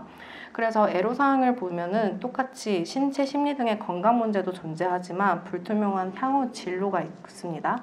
그리고 아마추어 선수도 똑같이 이제 진로에 대한 이제 문제가 있는데, 그럼 이런 부분을 어떻게 조금 해줄 수 있을까에 대해서 저희도 이제 많이 고민이 조금 필요한 시기인데요. 그래서 그런지 조금 e스포츠에서도 승부 조작이 스포츠만큼 좀 많이 이루어지고 있습니다. 그래서 좀 여기에선 리그 오브 레전드, 그러니까 롤을 좀 많이 빼놓기는 했는데, 아무래도 좀 대표적인 사건이 이제 2010년, 15년, 17년에 이제 있었던 이제 스타크래프트 이제 승부 조작의 내용인데요. 여기서도 좀 막 스타크래프트 이제 승부 조작만 해서 끝난 것이 아니라, 이때 스타크래프트를 만들었던 모든 팀들이 다 해체될 정도로 되게 큰 사건이었었습니다. 근데 이제 저희는 다시 역으로 물어보자는 거죠. 이게 과연 선수 개인의 윤리적인 문제였을까? 아니면은 산업 전체 책임이었을까? 이런 부분을 함께 같이 논의를 해보자, 그러니까 고민을 좀 해볼 필요가 있다는 것입니다. 그래서 아무래도 저는 이 문장도 좀 굉장히 마음이 아팠거든요. 왜냐면은 일단은 지금도 e스포츠 아카데미의 경우에도 고등학생이면 고등학교를 자퇴하게끔 권유한다고 합니다. 안 그러면 따라가지를 못하니까요. 근데 만약에 그 친구들이 만약에 페이커 선수처럼 너무 잘 되면 너무 좋은 건데, 그게 아니라면, 그러면은 이 친구들은 약간 어떻게 보면 이도저도 아닌 상황이 된다는 거죠. 그러니까 그 친구들이 그런 되게 좀 불편한 상황에서 어떻게 살아가야 될지 되게 고민을 많이 해야 하는데, 그거를 이제 어른들이 좀 책임감을 가지고 조금 올바른 방향으로 나아갈 수 있게 계속 조금 도와줘야 된다라는 말씀입니다. 그리고 이제 여기서도 또 문제인 게, 아무래도 어린 학생들을 대상으로 하다 보니까 조금 불합리한, 좀 어떻게 보면 노예 계약이 많았죠. 그래서 아이돌 같은 이제 스포츠 쪽에서도 이제 많이 이루어졌던 부분인데, 표준계약서의 분명도 되게 문제가 많았습니다. 이때 그리핀 팀 사건이 터지지 않았으면 아직까지도 표준계약서에 대한 내용이 안 나왔었고요. 그리고 이게 공정성 논란이랑 이제 감독이 하라면 해, 그러면 선수는 까라면 까야 되는 그런 상황에 있어서 이게 항상 법적 보호와 권리 보호를 위해 항상 필요한 요소임에도 이루어지지 않았었는데요. 그래서 우리는 이게 그냥 빠르게 변화하고 그냥 빨리 배우고 빨리 써먹는 게 중요한 게 아니라, 조금 사실 여기 청소년들이 있을 거라고 생각을 해서 작성했던 부분인데, 우리 이제 법적 보호랑 권리를 확립을 하고, 그리고 이제 이런 불합리한 것들이 있으면 이제 이야기할 수 있는 그런 능력치를 가져야 된다라는 걸 좀 이야기를 하고 싶었습니다. 그래서 이게 단순하게 이제 불공정 계약 문제를 해결하고, 그리고 뭐 선수와 감독 간에 이제 약간 약속으로 만들어지는 것이 아니라, 이게 이제 산업의 지속 가능성도 높여주고, 그리고 사회적 신뢰를 회복하는 데 아주 중요한 역할을 가지기 때문에 표준계약서가 이제 중요하다는 말씀을 드리고 싶었던 거고요. 그래서 이것도 이제 청소년 친구한테 이야기하고 싶었는데, 여기 너무 다 훌륭하신 분들만 계셔서, 어쨌든 개개인의 그런 윤리적인 문제로 그냥 개개인이 이제 윤리적인 문제를 그냥 저지르고 끝나는 것이 아니라, 이게 스노우볼처럼 커져서 결국에는 산업에도 신뢰가 손상이 되고, 그럼 거기에서 오는 우리나라의 그 게임의 그런 위상도 약화가 되고, 그리고 거기서 그렇게 되니까 경제적으로 손실이 되고, 그러면 취약하다 정말, 약간 이런 식으로 된다는 겁니다. 그래서 이제 본인이 그 하나의 사소한 그런 행동이어도 굉장히 책임감을 가지고 조금 바라봐야 된다, 뭐든지라는 이야기를 하고 싶었습니다. 그래서 이제 디지털 세대의 이제 생존 전략, 진짜 어떻게 살아야 되냐라는 것을 이제 이야기를 해야 됩니다. 근데 사실 좀 남학생들이 많이 있기를 바랬는데 조금 안타까운데 이거 진행이 될란가 모르겠습니다. 네, 그래서 이제 된다고 생각을 하고 조금 게임하시는 분들 조금 도와주셨으면 좋겠습니다. 네, e스포츠 하십니까? 게임 하십니까? 그러면 굉장히 디지털 세대에 정말 잘 살고 계시고 앞으로도 진짜 잘 살 것입니다. 왜냐하면 제가 롤로 비유해드리겠습니다. 일단 빠른 업데이트와 우리 PB 변경 사항에 대해서 굉장히 예민해야 됩니다. 왜냐면은 어떻게 서비스가 점검이 돼서 어떻게 내 캐릭터 어떻게 바뀌었는지 빨리빨리 업데이트가 돼야 되거든요. 그렇기 때문에 우리 청소년들은 끊임없이 이제 진화랑 변화를 해야 되는데 계속 트렌드에 맞춰야 된다는 것이에요. 그래서 트렌드에 맞춰서 계속 업데이트를 하고 새로운 기술을 배우고 그래서 거기에서 이제 자신의 강점을 이제 발전을 해야 된다는 것입니다. 그리고 이제 나의 강점을 어떻게 찾지? 했을 때 우리 게임에서 사실 알고 있어요.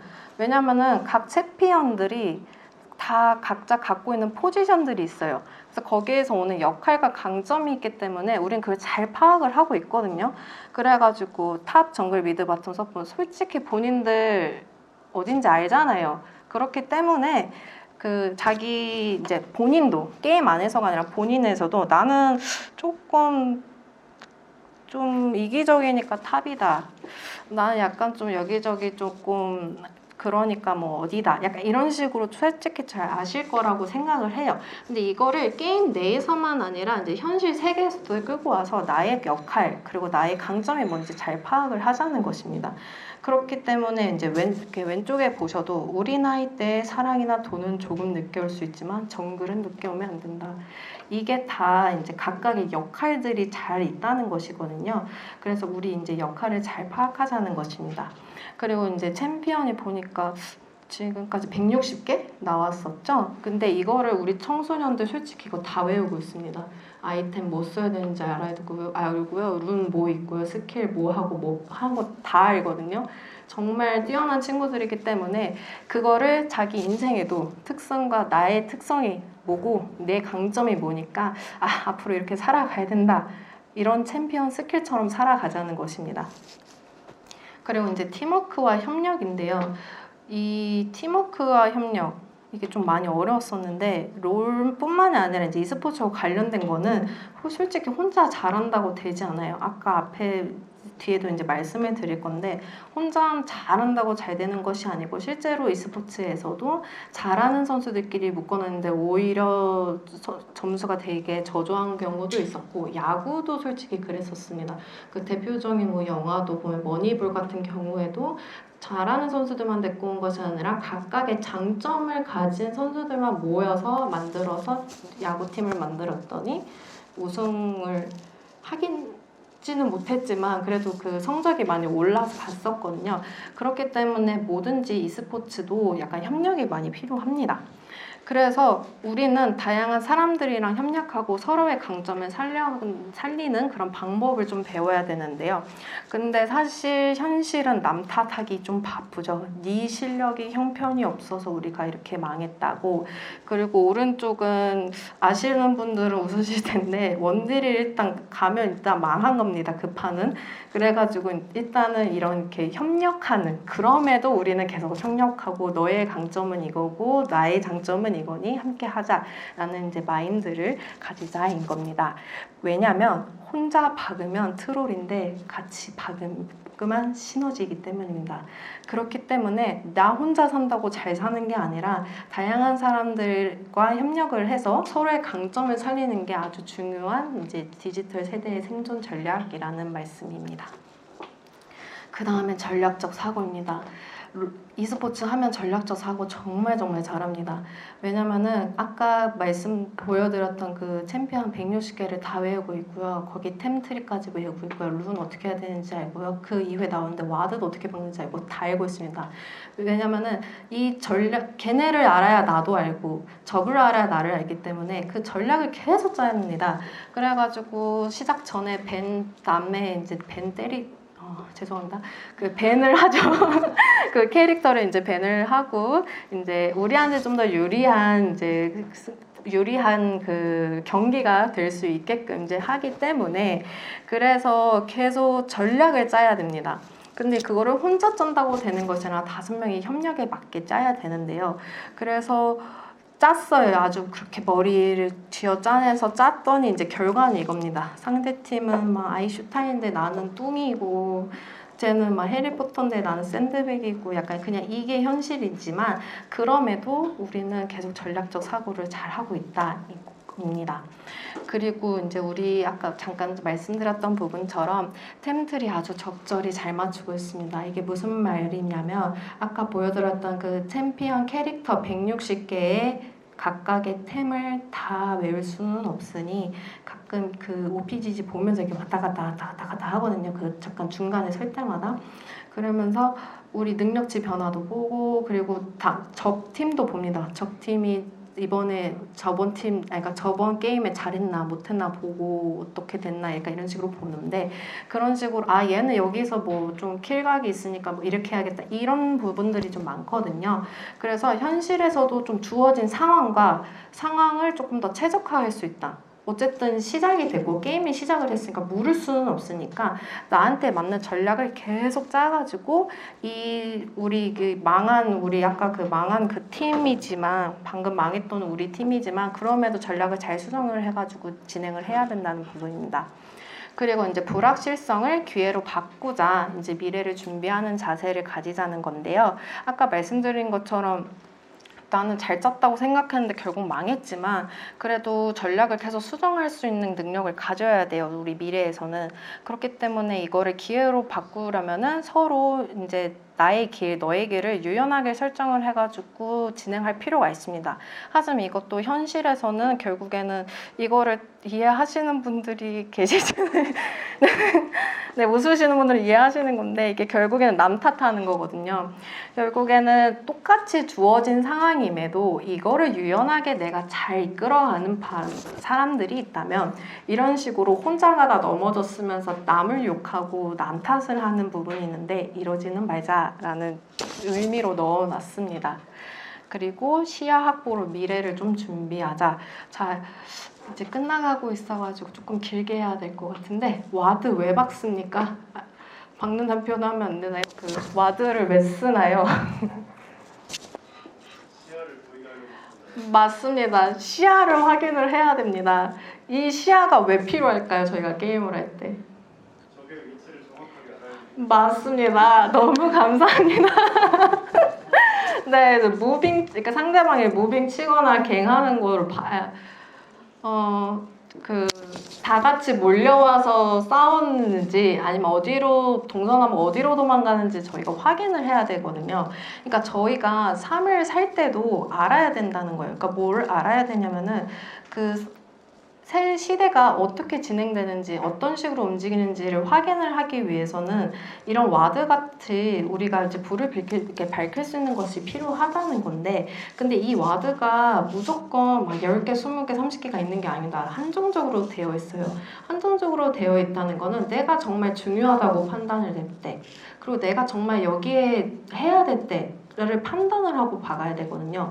그렇기 때문에 되게 신중하고 근데 이게 나 혼자 개인적으로 여기 필요하니까 박자 하면은 일단 망해요. 왜냐면은 우리 팀한테 또 유리하게도 함께 고민을 해줘야 되는 게 바로 와드이기 때문에 그래가지고 우리는 또 현실에서도 상황을 읽고 대비하는 힘을 키워서 이게 그냥 나만 생각하는 게 아니라 그러니까 나만이 잘한다고 이기는 것이 아니기 때문에 잘 박아가지고 함께 잘 되고 그리고 함께 잘 본다는 것은 상대방 전기 어떻게 잘 이루어지고 있는데 어떻게 진행되고 있는지를 확인할 수 있어야 된다는 말씀입니다.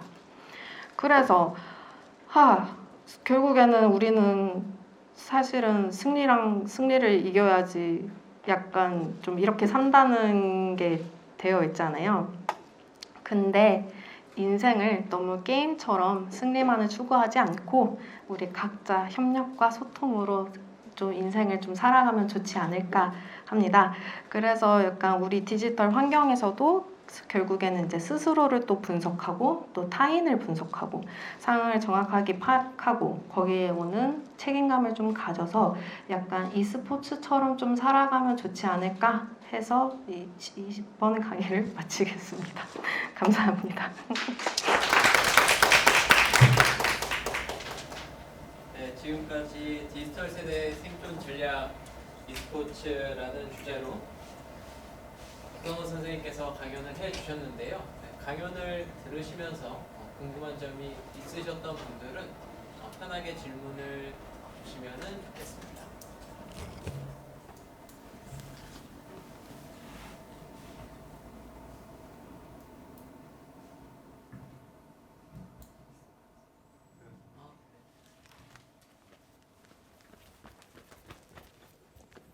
안녕하세요. 일단은 강의 너무 재밌게 잘 들었습니다. 그리고 강의해 주셨던 내용처럼 저도 우리나라를 빛낸 100명의 위인을 외우지 못해도 게임 속 캐릭터 160명은 다 외우고 있는 사람 중에 한 명으로서 질문 사항이 있습니다. e스포츠 아까 실생활에 밀접한 e스포츠의 뭔가 재밌는 점을 말씀해 주셨는데 시시각각 변하는 패치라고 하죠. 흔히 말해서 룰이 바뀐다. 뭔가 그런 게 게임의 장점이라고 말씀하셨는데 그게 저는 e스포츠에 있어서 뭔가 조금 걸림돌이라고 생각합니다. 왜냐하면 그 룰이 바뀌게 되면 게임 그 진행 상황에 있어서도 뭔가 바뀌게 되고 그리고 그 룰을 바꾸는 것 자체가 뭔가 협회나 여기서 이루어지는 게 아니고 결국 게임을 만든 기업에 의해서 이루어지는 거거든요. 그리고 거기에 덧붙여서 e스포츠 학교 같은 게 많이 설립이 됐잖아요. 거기서 그 교과서 같은 걸 보면 실제로 게임 속 내용을 가지고 학습을 시키더라고요. 근데 그 교과서에 있는 내용이 바뀌는 거잖아요. 그것도 기업에 의해서 저희가 배우는 뭐 과학이나 뭐 국어 같은 경우는 내용이 거의 바뀌질 않는데 그 e스포츠 내에서 이루어지는 교과서의 내용들은 어떻게 보면 시시각각 바뀐다. 이런 게 어떻게 보면 문제점일 수 있다고 생각하거든요. 이런 점에 있어서는 e스포츠 좀 집단에서는 어떻게 생각하고 있는지 그리고 이거를 좀 방지하거나 혹은 뭐 어떻게 바라보고 있는지 궁금합니다. 의견 감사합니다. 일단은 제가 대답을 드리기 전에 저희 황호철 교수님께 조금 죄송하다는 말씀을 드리고 싶습니다. 그래서 일단 저의 소신발언을 대신 해주셔서 너무 감사합니다. 그래서 저는 e스포츠가 스포츠가 되면 안 된다고 사실 생각을 하고 있는 사람 중에 하나여서 왜냐면은 뭐 야구든 일단 처음으로 돌아가 볼게요. 야구든 축구든 이제 배구든 일단 룰이 안 바뀝니다. 웬만해서는 잘 바뀌지도 않고 그리고 처음 보는 사람도 보면 대충 알아요. 이기고 있는지 지는 건지 일단 골이 들어갔으니까. 그러니까 물론 룰이든 뭐든 죽으면은 뭔가 됐다인 거는 아는데 일단은 되게 네, 그래서 아까 말씀드린 것처럼 지금 제가 스포츠화가 되면 안 된다고 하는 이유가 뭐냐면 실제로 롤 경우에서도 중국이 본인들이 유리한 챔피언으로 조금 더 많이 잘 아실 거예요. 말씀 안 드려도 잘 패치를 했었었고 그래서 산업이 아무래도 좀 더 힘이 세지는 과정은 저도 사실 아니라고 생각을 합니다. 근데 그럼에도 스포츠다, e스포츠는 스포츠다라고 이제 말씀을 하시는 경우에도 결국에는 뭐 어떻게 보면 뭐 정치적으로 엮여 있는 거겠죠. 그래가지고 왜냐면은 체육 쪽에서도 받아야 되고 문체부 쪽에서도 받아야 되고 받아야 되려면은 이제 많으니까 이거는 무엇이다라고 하면은 여기저기서 예산을 받을 수 있는 부분이 있어서 그런 거지도 않을까라고 조금 조심스럽게 교수님 앞에서 말씀을 드려보는데 그래서 이런 부분은 정말 저희도 많이 이야기를 합니다. 그래가지고 이게 스포츠냐 아니냐에 대해서 많이 말씀을 드리고 그래서 지역연고제도 나왔을 때도 굉장히 욕먹었습니다. 그거 예산 160억 썼어요. 근데 쓰는 사람 별로 없습니다, 솔직히. 와도 문화재단에 있는 공연예술장보다도 활용을 많이 못하고 있어요. 근데 그렇기 때문에 제가 아까 말씀드린 것처럼 e스포츠는 게임의 스포츠화이다라고 표현을 했던 게 스포츠가 아니라 그냥 게임을 스포츠처럼 한다라는 의미로 이제 제가 말씀을 드렸던 부분입니다. 그래서 이걸 어떻게 하면 잘 할 수 있을까라고 했을 때 저는 솔직히 뭐든지 어떤 것이든 그냥 냅둬야 된다고 생각합니다. 알아서 성장할 수 있게끔. 근데 만약에 거기서 도태된다? 그럼 도태되게끔 둬야 된다고 생각을 하고요. 예를 들어서 사진기 디지털 카메라 나온다고 카메라 결국 망했나요? 굳이 못 따지면 망했다고 표현할 수도 있는데 어쨌든 거기에서 맞게 또 잘 성장하고 잘 살아남는다는 거예요. 그래가지고 e스포츠도 저는 e스포츠는 뭐다, e스포츠는 이거다, 저거다 이렇게 그냥 정의하고 끝내자는 게 아니라 e스포츠 자체를 그냥 e스포츠로 두고 그냥 하나의 뭐 콘텐츠로 두고 그냥 알아서 성장하게끔 그냥 알아서 잘 놀게끔 그냥 냅두자는 거예요. 이게 뭐든지 예산이 들어가고 의견이 들어가기 시작하면은 산업이 망가지기 시작을 하거든요. 그렇기 때문에 그 원래 의도와 지금 점점 달라지고 있어요. e스포츠가 제 생각에는 정말 저는 e스포츠 좋아하는 사람 입장으로서 정말 말씀을 드리는 건데 방향성이 점점 바뀌고 있기 때문에 저는 그래서 조금 대답이 조금 애매합니다. 그래서 저는 그냥 냅두자. 하지만 그럼에도 이거를 잘 성장시키게끔 왜냐면 여기에서 오는 파생되는 산업이 많고 여기에 관련된 직업도 너무 많고 경제적으로 엮여있는 게 많으니까 물론 잘 살아남아야 되는 것도 맞는데 너무 좀 한쪽으로 기울지 말자라고 조금 말씀을 드리고 싶습니다. 네. 혼자 갑자기 한풀이 하다 끝난 것 같습니다. 죄송합니다. 네. 네, 좋은 강연 잘 들었습니다. 좀 한 가지 궁금한 게 있는데요. 과거에 이제 스타크래프트가 이제 전 세계에서 가장 유행하는 게임일 때 우리나라에 뭐 임요한이나 홍진호 같이 세계 최고의 게이머들이 있었고 지금 리그 오브 레전드가 전 세계 최고의 게임이고 페이커 같이 이제 세계 최고의 선수가 한국인이지 않습니까? 근데 과거의 스타크래프트도 이제 미국의 블리자드의 게임이고 지금 리그 오브 레전드도 북미에서 시작해서 현재는 중국 자본의 게임이고 한국인들이 항상 이렇게 세계 최고의 게임에서 가장 두각을 드러내고 게이머로서 두각을 드러내고 있지만 게임 산업이나 이런 산업적인 측면에서는 한국이 이제 앞서가고 있지는 못하다고 생각을 합니다. 그래서 그런 부분에 대해서 원인이라든지 좀 어떤 부분이 좀 부족한지 그리고 앞으로는 좀 어떤 방향으로 나아가야 할지에 대해서 좀 의견을 여쭙고 싶습니다. 네, 그러면 네, 이제 또 답변을 드리자면 일단 짤막하게 말씀을 드리면 일단 현장에서는 제일 말하고 있는 게 셧다운제입니다. 셧다운제에서 굉장히 이제 실제로 많이 이렇게 꺾인 게 이제 있었었고 제가 지금 어떤 말씀을 먼저 드려야 될지 모르겠는데 일단 우리나라가 참 선수 양성은 참 잘하는데 좋은 거는 참 다 뺏겨요. 그래가지고 지역연고제 경우에도 이제 반대했던 입장의 이유가 뭐냐면 그거 다 외국 거잖아. 그리고 외국 자본이잖아. 그리고 그 게임도 그냥 우리 그냥 롤 게임 하자 하고 끝나는 게 아니라 학교 동아리에서도 하려면 허락을 받아야 돼요. 롤은 그래도 조금 풀어줬는데 발로란트 경우에는 좀 허락을 받아야 되는데 그렇기 때문에 국산 게임이 나왔습니다. 이터널 리턴이라고 나왔습니다. 그래가지고 근데 요새는 좀 추세가 중고등학생들이 오히려 롤은 안 하고 이터널 리턴이나 또 발로란트 많이 한다는 추세가 좀 많이 듣기는 했는데 일단 국산 게임이 많이 나와야 됩니다. 근데 그 국산 게임이 나오려고 하면은 이거는 사실 이 자리에서 말씀드리기가 너무 어려운 게 정치적으로 엮여있는 내용들이 너무 많아요.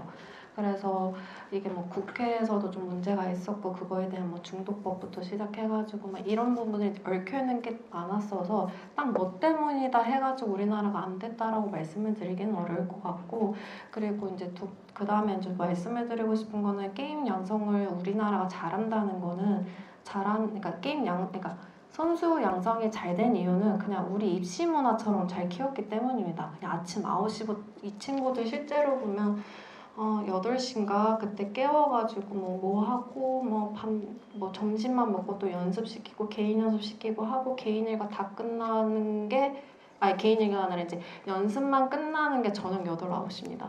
그럼 그때부터 끝나는 게 아니라 그 이후에 또 연습을 해요.